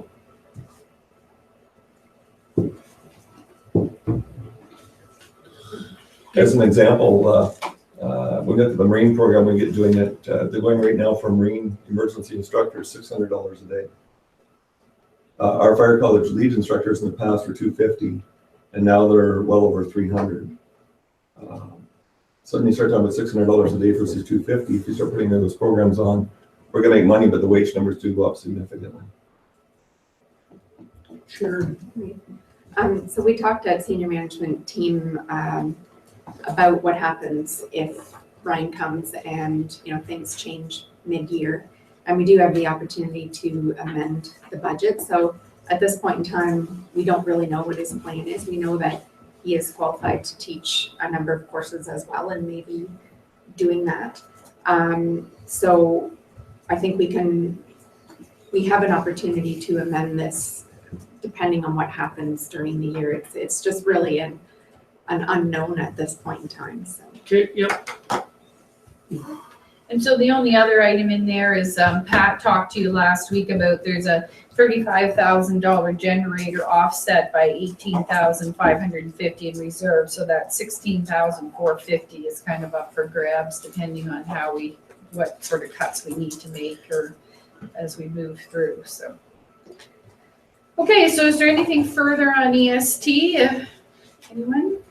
If not, then we're gonna move to FPO and North Huron only. And again, this one's a bit up in the air as well, so.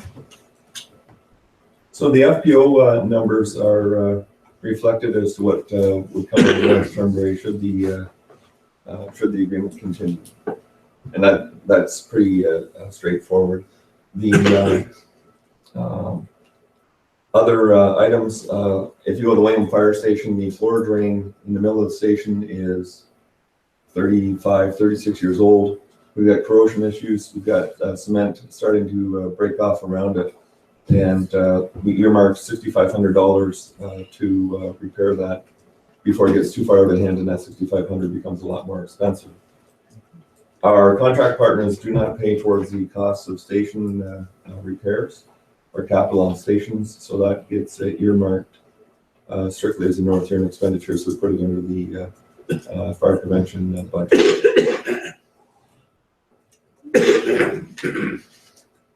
Any questions on that?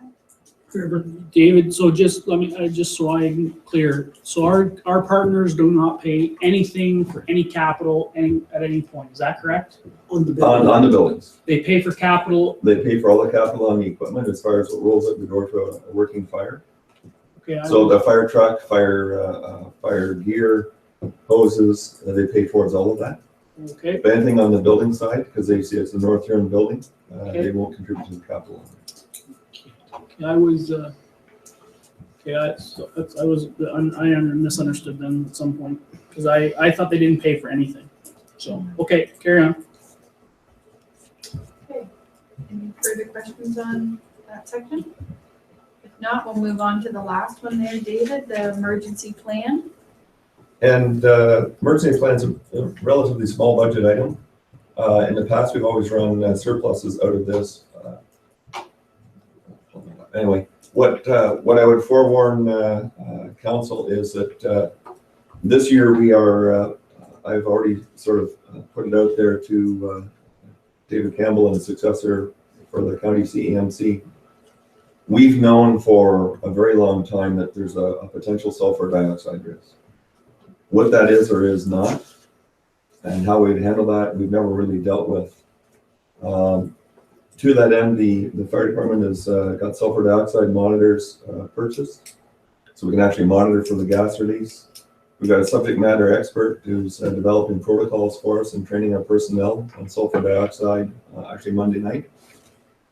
And suggestion is, once we've got the monitors, we've got the protocols, we've got the training, we should actually do an exercise of some description to see how all that stuff works or would work if there was a bona fide emergency. I would expect that exercise will use more money than we've historically used out of this budget, because historically this has been a feeder towards the generator at the ESTC, because the nature of that exercise has potential to be significant. It goes well beyond our boundaries, and North Turnberry's expressed interest in joining us in it. So whereas in the past this has typically been a surplus budget, I would expect this year most of those funds will probably be consumed doing a significant exercise to prepare for that potential emergency. Are there any further questions for David then on his budget?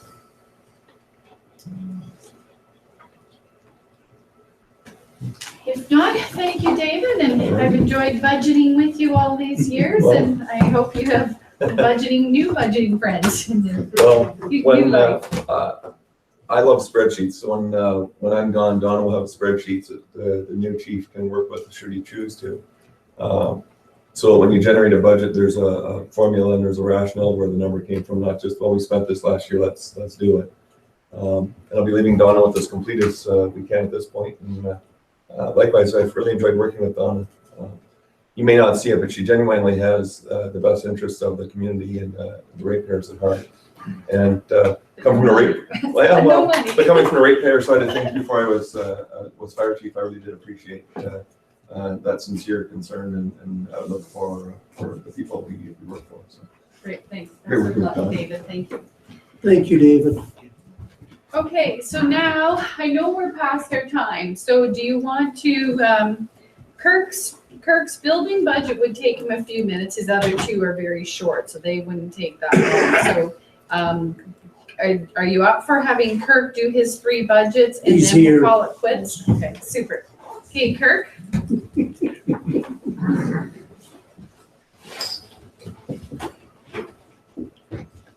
Let's see, it's right there.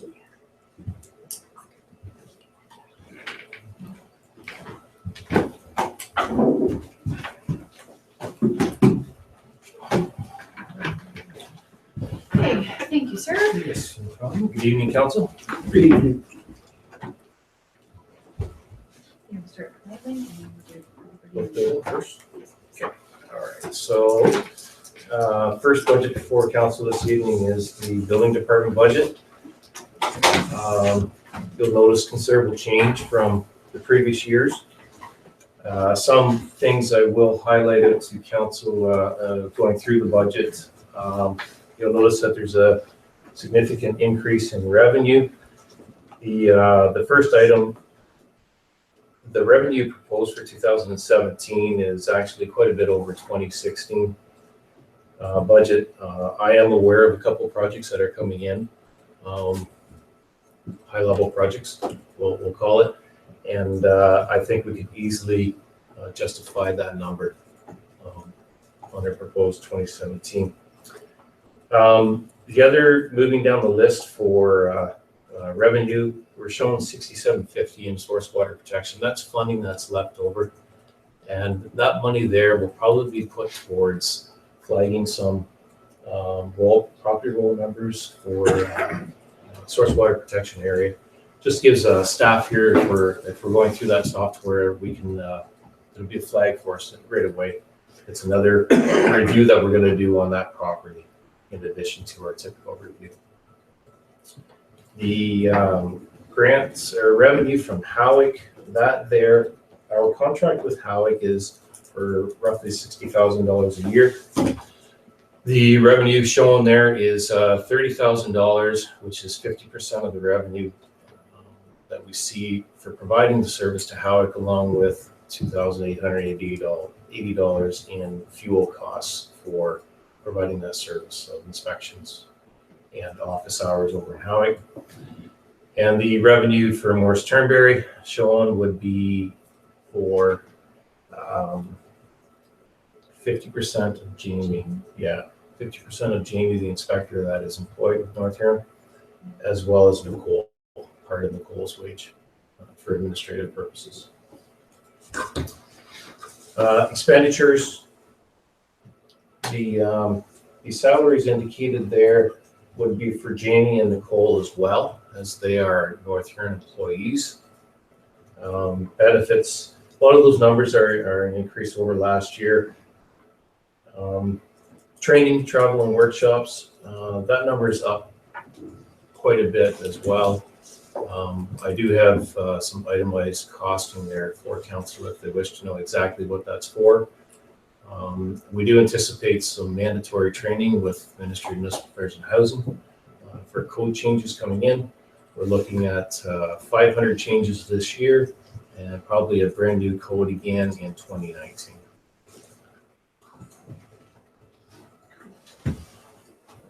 Legal, I've increased to $7,000 over $5,000.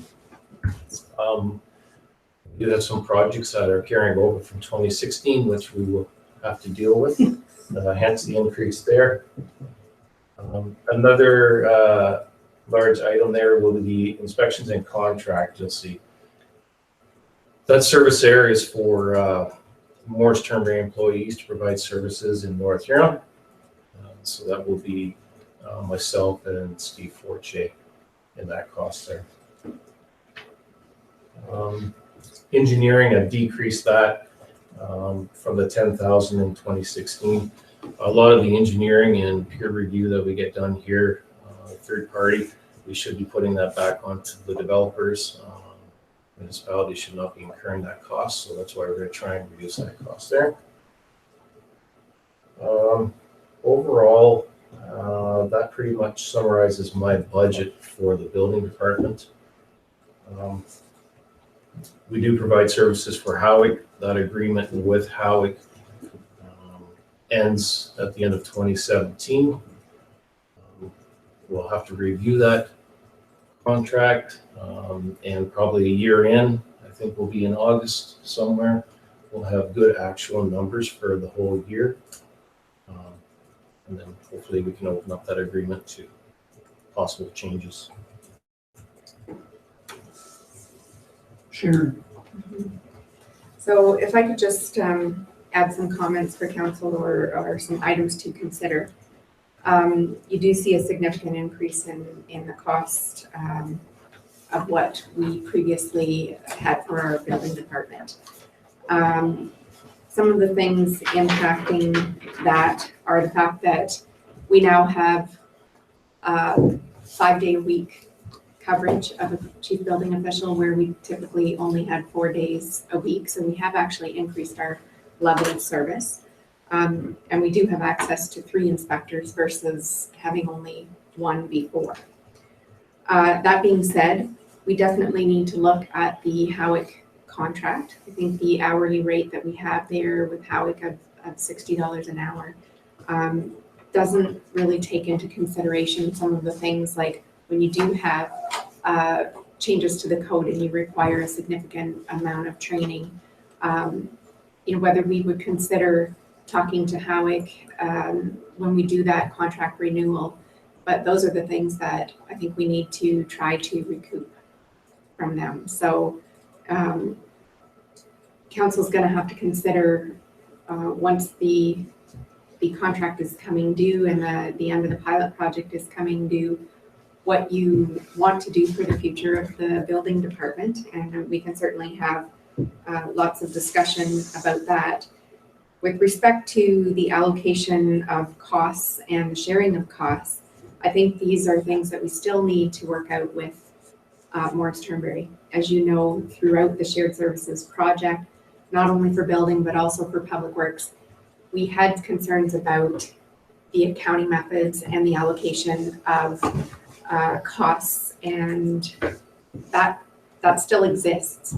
And it exists because we're not operating under one roof. We're still doing this very non-traditional shared service where we're billing things back and forth across the border. So the revenue that you're seeing from Morris Turnberry relates to expenses that we are collecting or that we are paying and they're reimbursing us for.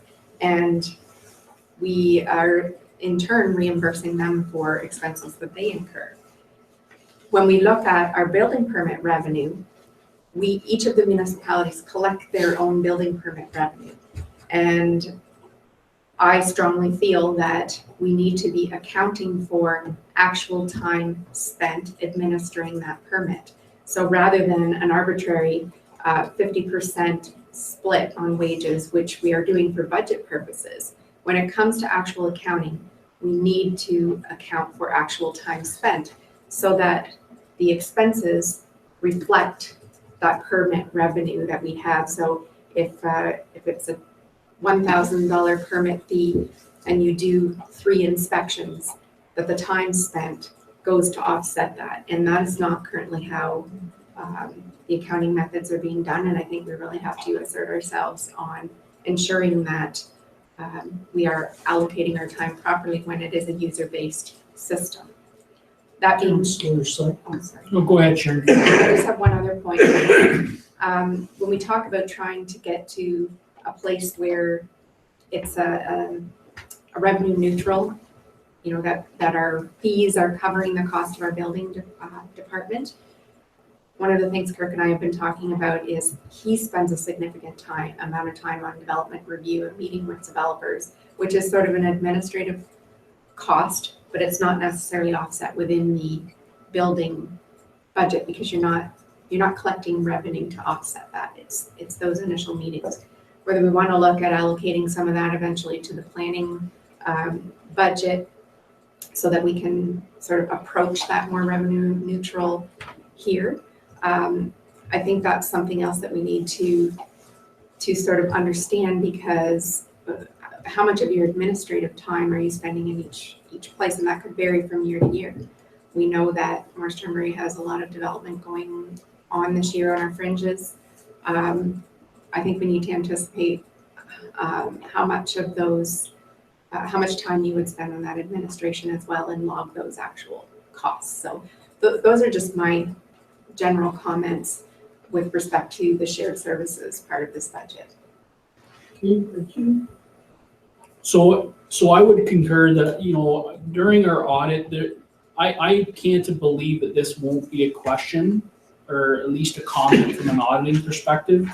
Our expenses are not going to be matched to revenue at all. It's based on an allocation which is not, in all honesty, probably accurate in a sense of cost to revenue. So I'd be surprised that nothing's commented from an audit perspective, because we need to be able to, no different than public works or anything else that we're doing with cost allocation. We should be doing that from a tracking perspective when it comes to this, irregardless of if we're in separate buildings. That's only gonna, how do we know what it really truly costs to administer the program from a standpoint if we're just making arbitrary assessments of allocation of wages? And that's been a difficult pill for me to swallow, because I don't think it's the accurate way, and I don't think it's the right way. It's the easy way, but it's not the right way. So I think from a standpoint of especially the administration time, those types of things, development in North Huron is very limited. Development in Morris Turnberry is not.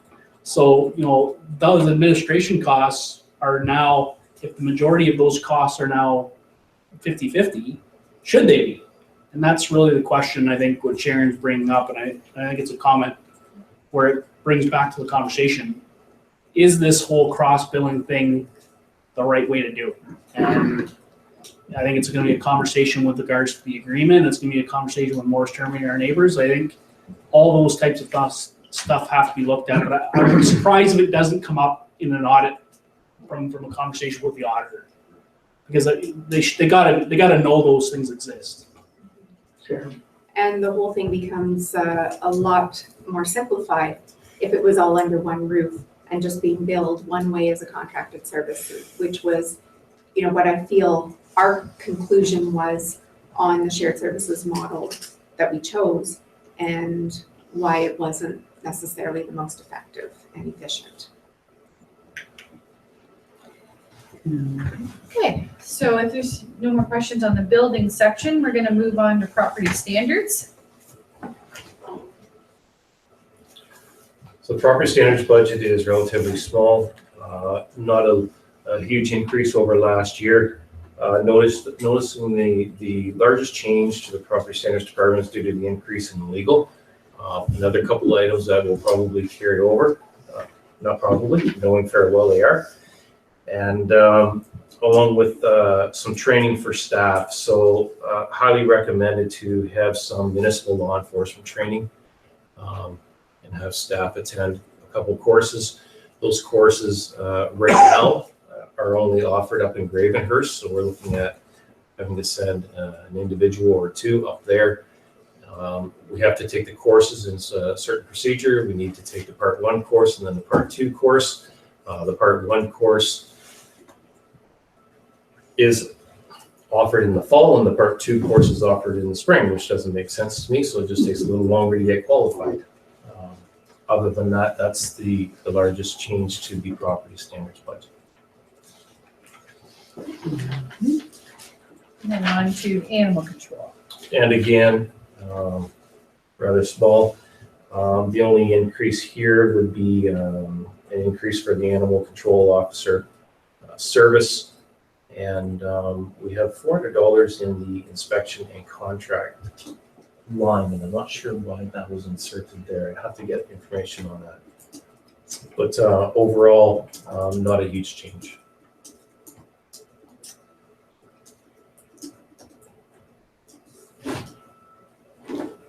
Councillor Seife? From a training and is that the cost of obviously our employees here, or is that the split from, like, is that a shared split? No. Or that'd be just our cost? That's for property standards. Yeah. That's solely North Huron's cost. So each course, I think, is roughly $1,000, and then we have to have accommodations and food in there as well.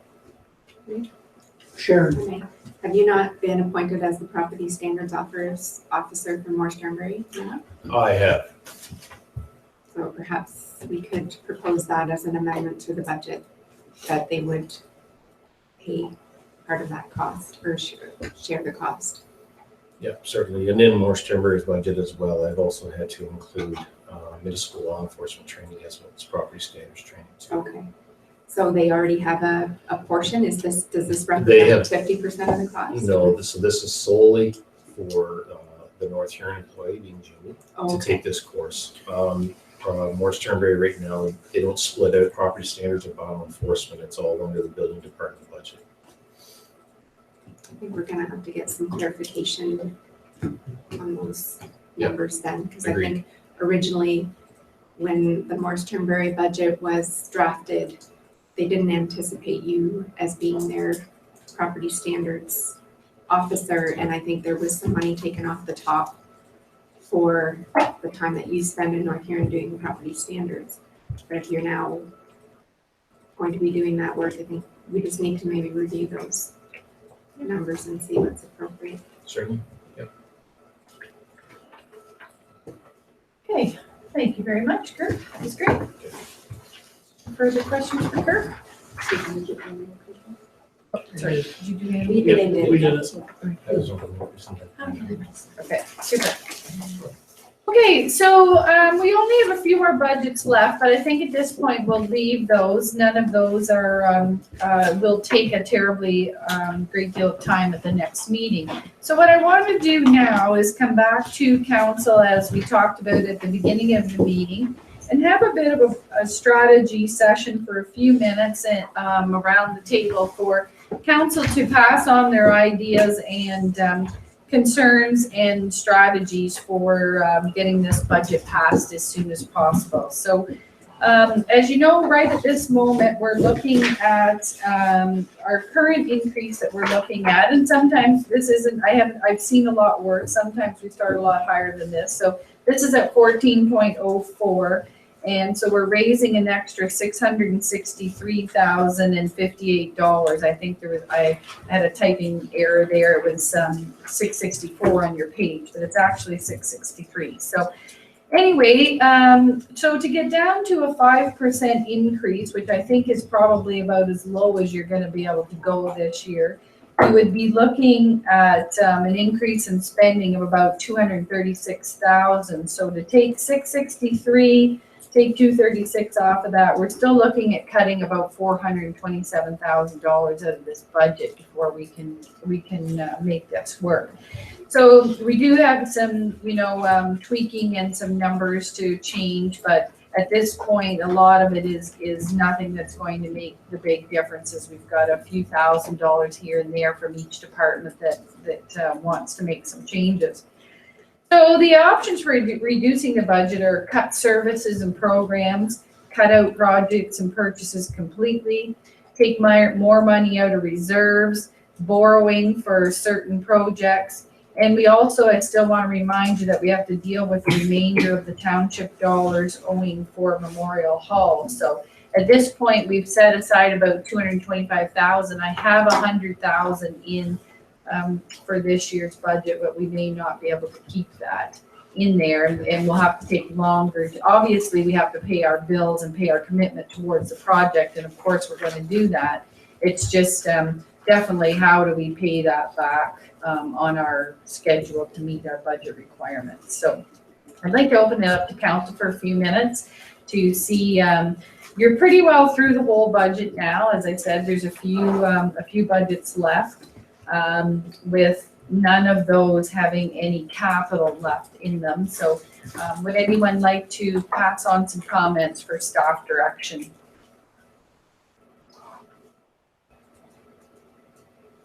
Well, the first place, and I forget what it's called, but there's, where we got letters requesting grants. Donations? Yeah.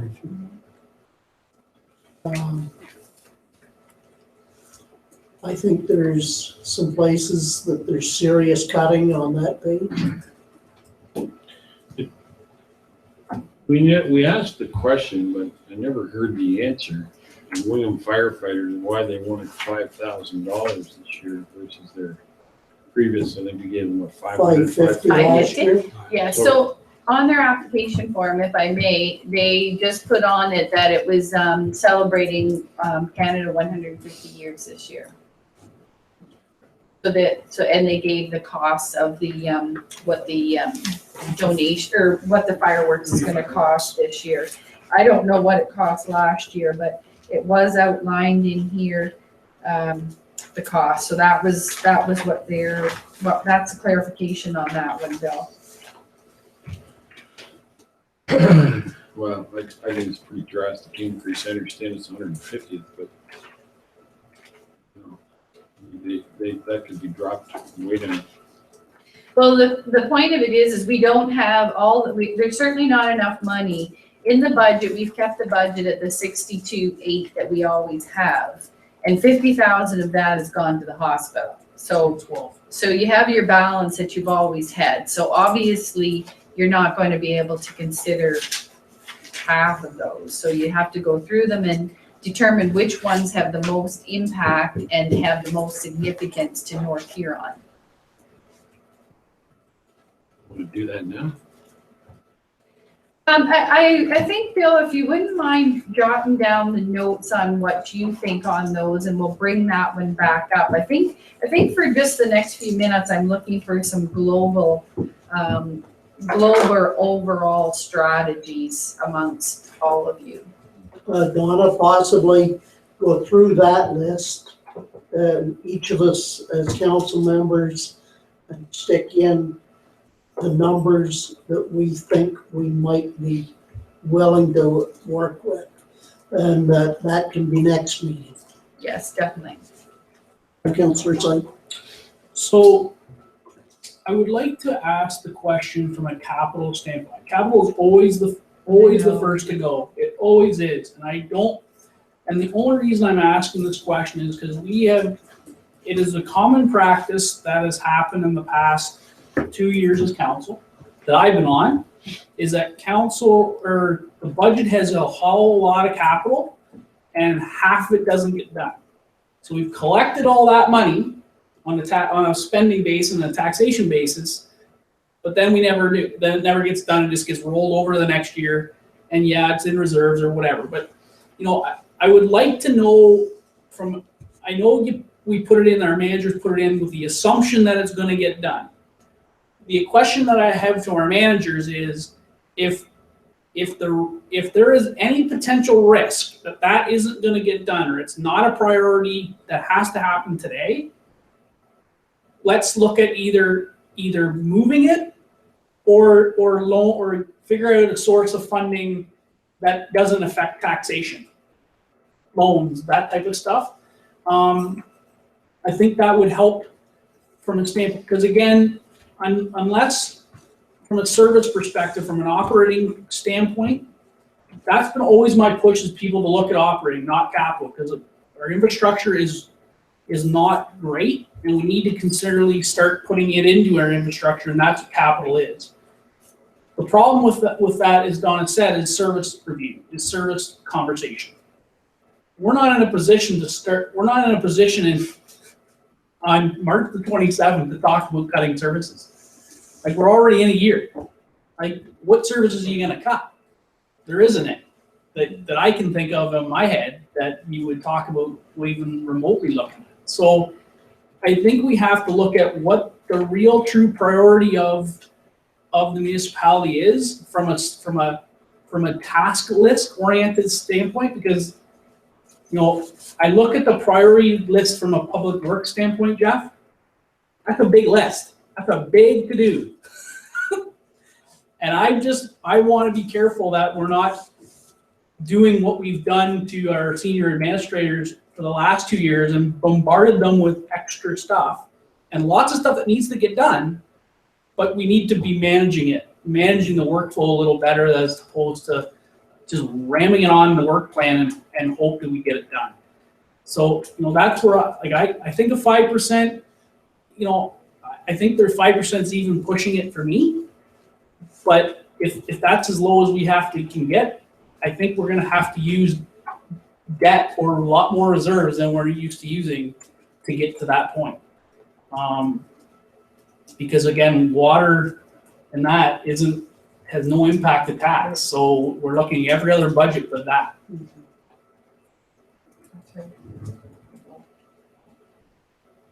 Is there any other comments?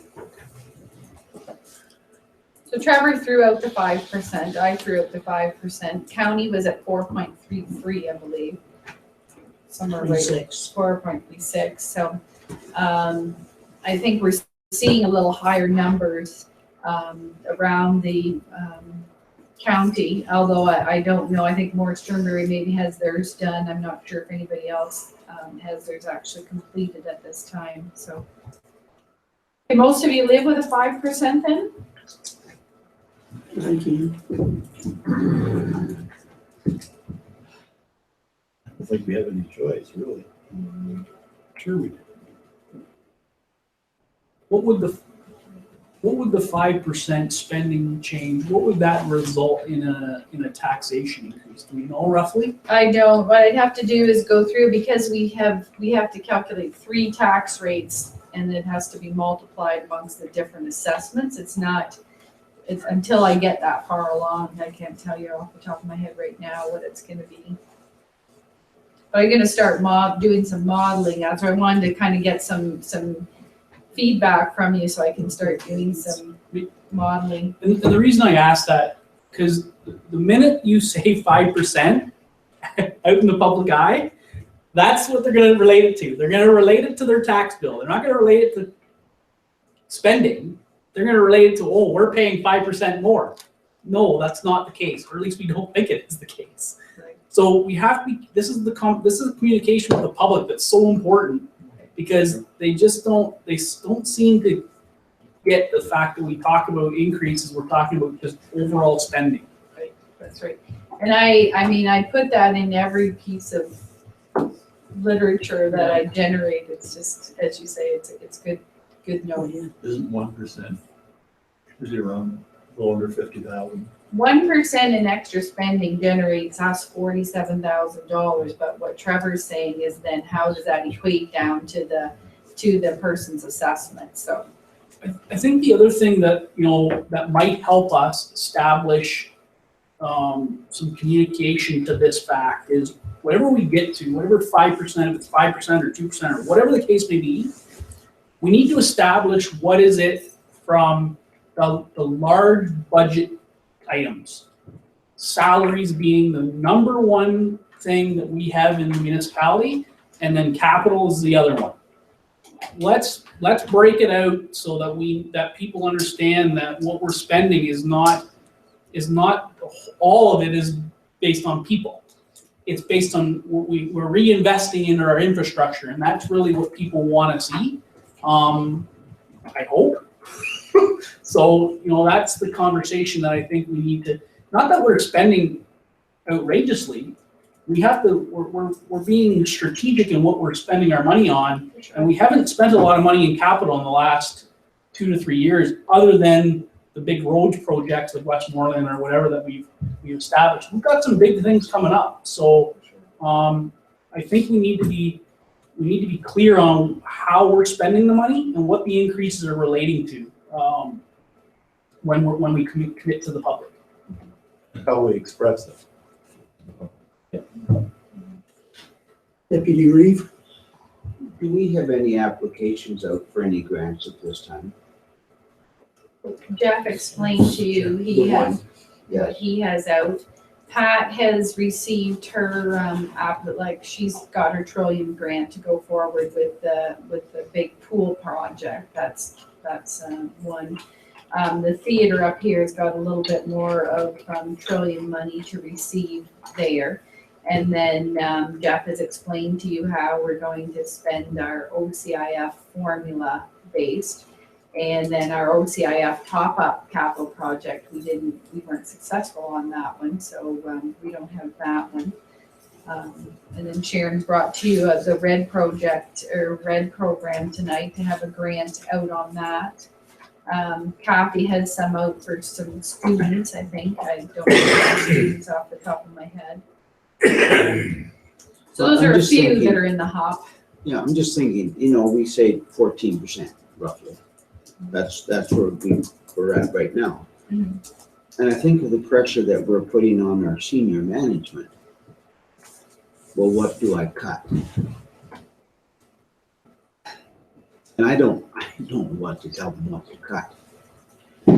But we know it has to come down. I could live with the 5%. We're going to take a lot of flack at 5%, but when you hear some of the figures around us that they're going to, what they're talking, they're quite a bit higher than, some of those are quite a bit higher than us.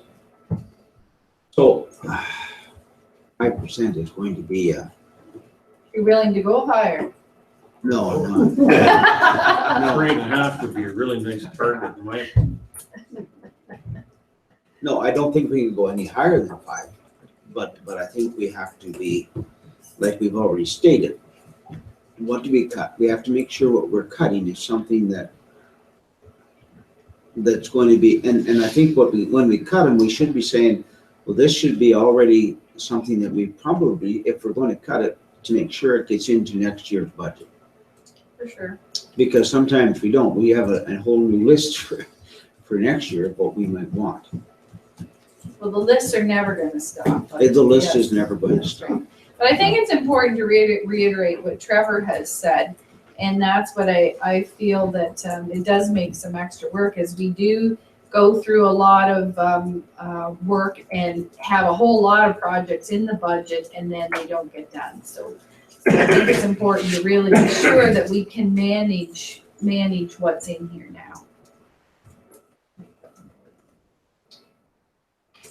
Trevor, and think of it like I'm looking at the capital summary, just that, like there's $5 million. That's including Memorial Hollow. Yeah. $5 million in the capital budget in our that's a big number. So to find 400,000, if that's what the number is to get us down in that, but what I'm talking about is I don't think we should need to look at this. I think there's some operational stuff that we can look at too, but we got to look at priorities. My question to the managers is this a wish list, or is this, we honestly believe that this is going to be accomplished in the next 7 or 8 months? Because if it's not, then that makes it a very easy move to another year and move on. We are at March 27th, so we only got like 9 months to go. And construction season is upon us on some of these, and we have tenders and all that stuff that's going. So it's the kind of stuff that I'm. My question is, I don't like to look at capital first. I really don't. But it just seems to be the last 2 years has been it's been one of those things where we put it on the list and it ends up being on next year's anyway. So I really want to look at that, but I still say, managers, we need to sharpen our pencils on some of the line items. The other thing that happens with capital is we put it off in order to keep the budget down, but that job still faces it. That problem is still there. You're gonna have to face it another year. So I think we've had accumulating problems with our buildings and with a lot of other things. So will most of the time sensitive things that maybe have to be passed for doing, such as bidding certain projects, will we try to be having them come before council next week, or will it be 3 weeks? Well, I don't know of anything else. Jeff, is there anything else you got Westmoreland approved? Pat has the pool on the go. Those are the two of the big ones. Memorial Hall is continuing. So, I mean, those are and you've had your gravel and all that kind of stuff. So there's really nothing else there. You got approval for Westmoreland. So really the big thing is to go back and get some more information on the streetlights, which we've talked about. So we'll bring you information on that, but you wouldn't be ready for pre-budget approval. What I was wondering in particular was whether you needed to get the car and chip as part of a group or something. Or you would need pre-budget approval. Yeah, pre-budget approval is certainly, we do need that for the LCD, for the tar chip program. We have started some of the conversations so that we're, I'll say, integrated into a process that's already moving along, and just subject to that part of the council pre-budget approval. Provided, and we got it tonight as far as the pre-budget approval to move forward. But right now, that's our key point, is to get that administrative part approved, or at least moving, so that we can get stuff out there in the next couple of weeks. For the LCB, for the tar and chip program, we'll be in a pretty good position to probably get something out there within a week to two. With pre-budget approval, but for Westmoreland, because it is a much bigger contract, and with the implications of cost-wise, we need that approval part to even start. Makes significant lead time into that tender document. So we'll probably still be another month, 2 weeks to a month by the time we get a tender document out on the street. That being said, though, the construction year for a project like that, we can leave the back end open and still hopefully get some competitive pricing infrastructure that way. So. Thank you. So Jeff, though, on your contracts for recycling and garbage, then you hope to have a report back to council in the next, I'm sorry, I know you said earlier, yeah. And I just. So our next meeting is on Monday. Our next council meeting, I think, is next week, Monday. Hoping to have something in front of you for that meeting as far as the results and what the recommendation would be. If it's not this meeting coming up, it will be the meeting following, or it's our next time we're in front of you for a budget meeting. So that'd be April 10. April 3rd is council meeting, April 10 is the next budget. Councilor Site? So in the meantime, I would I think we've gained some knowledge about where we want to end up being.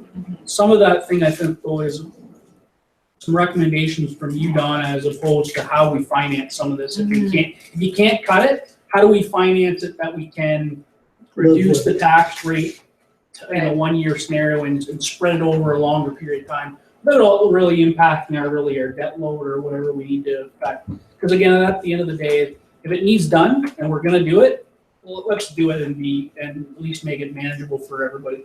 For sure. Okay, so thank you then. Does anyone have any further comments then on anything? And so I think what we'll do is we'll also meet as a senior management team now that we have a bit of a game plan from you folks, and we have some ideas on our own. So I think we can put some things together for the April 10th meeting, and hopefully Jeff has some results for us by that meeting as well, which would be great. Okay, thank you. And so for action items, did we have any questions that weren't answered? We'll have to have a discussion around the donations and that at the next meeting as well. And Marie suggested that each of you go through that list and maybe pencil in what you feel. But keep in mind, that budget is only at 62.8, and the list of requests far exceeds that. So there's going to be a lot of cutting there, I'm assuming. So, okay, thank you, everyone. good meeting, and we'll see you on April 10th for meeting number 3. Okay, confirmatory bylaw. The bylaw number 27, 2017, being a bylaw to confirm general previous actions of the council of the Township of North Huron.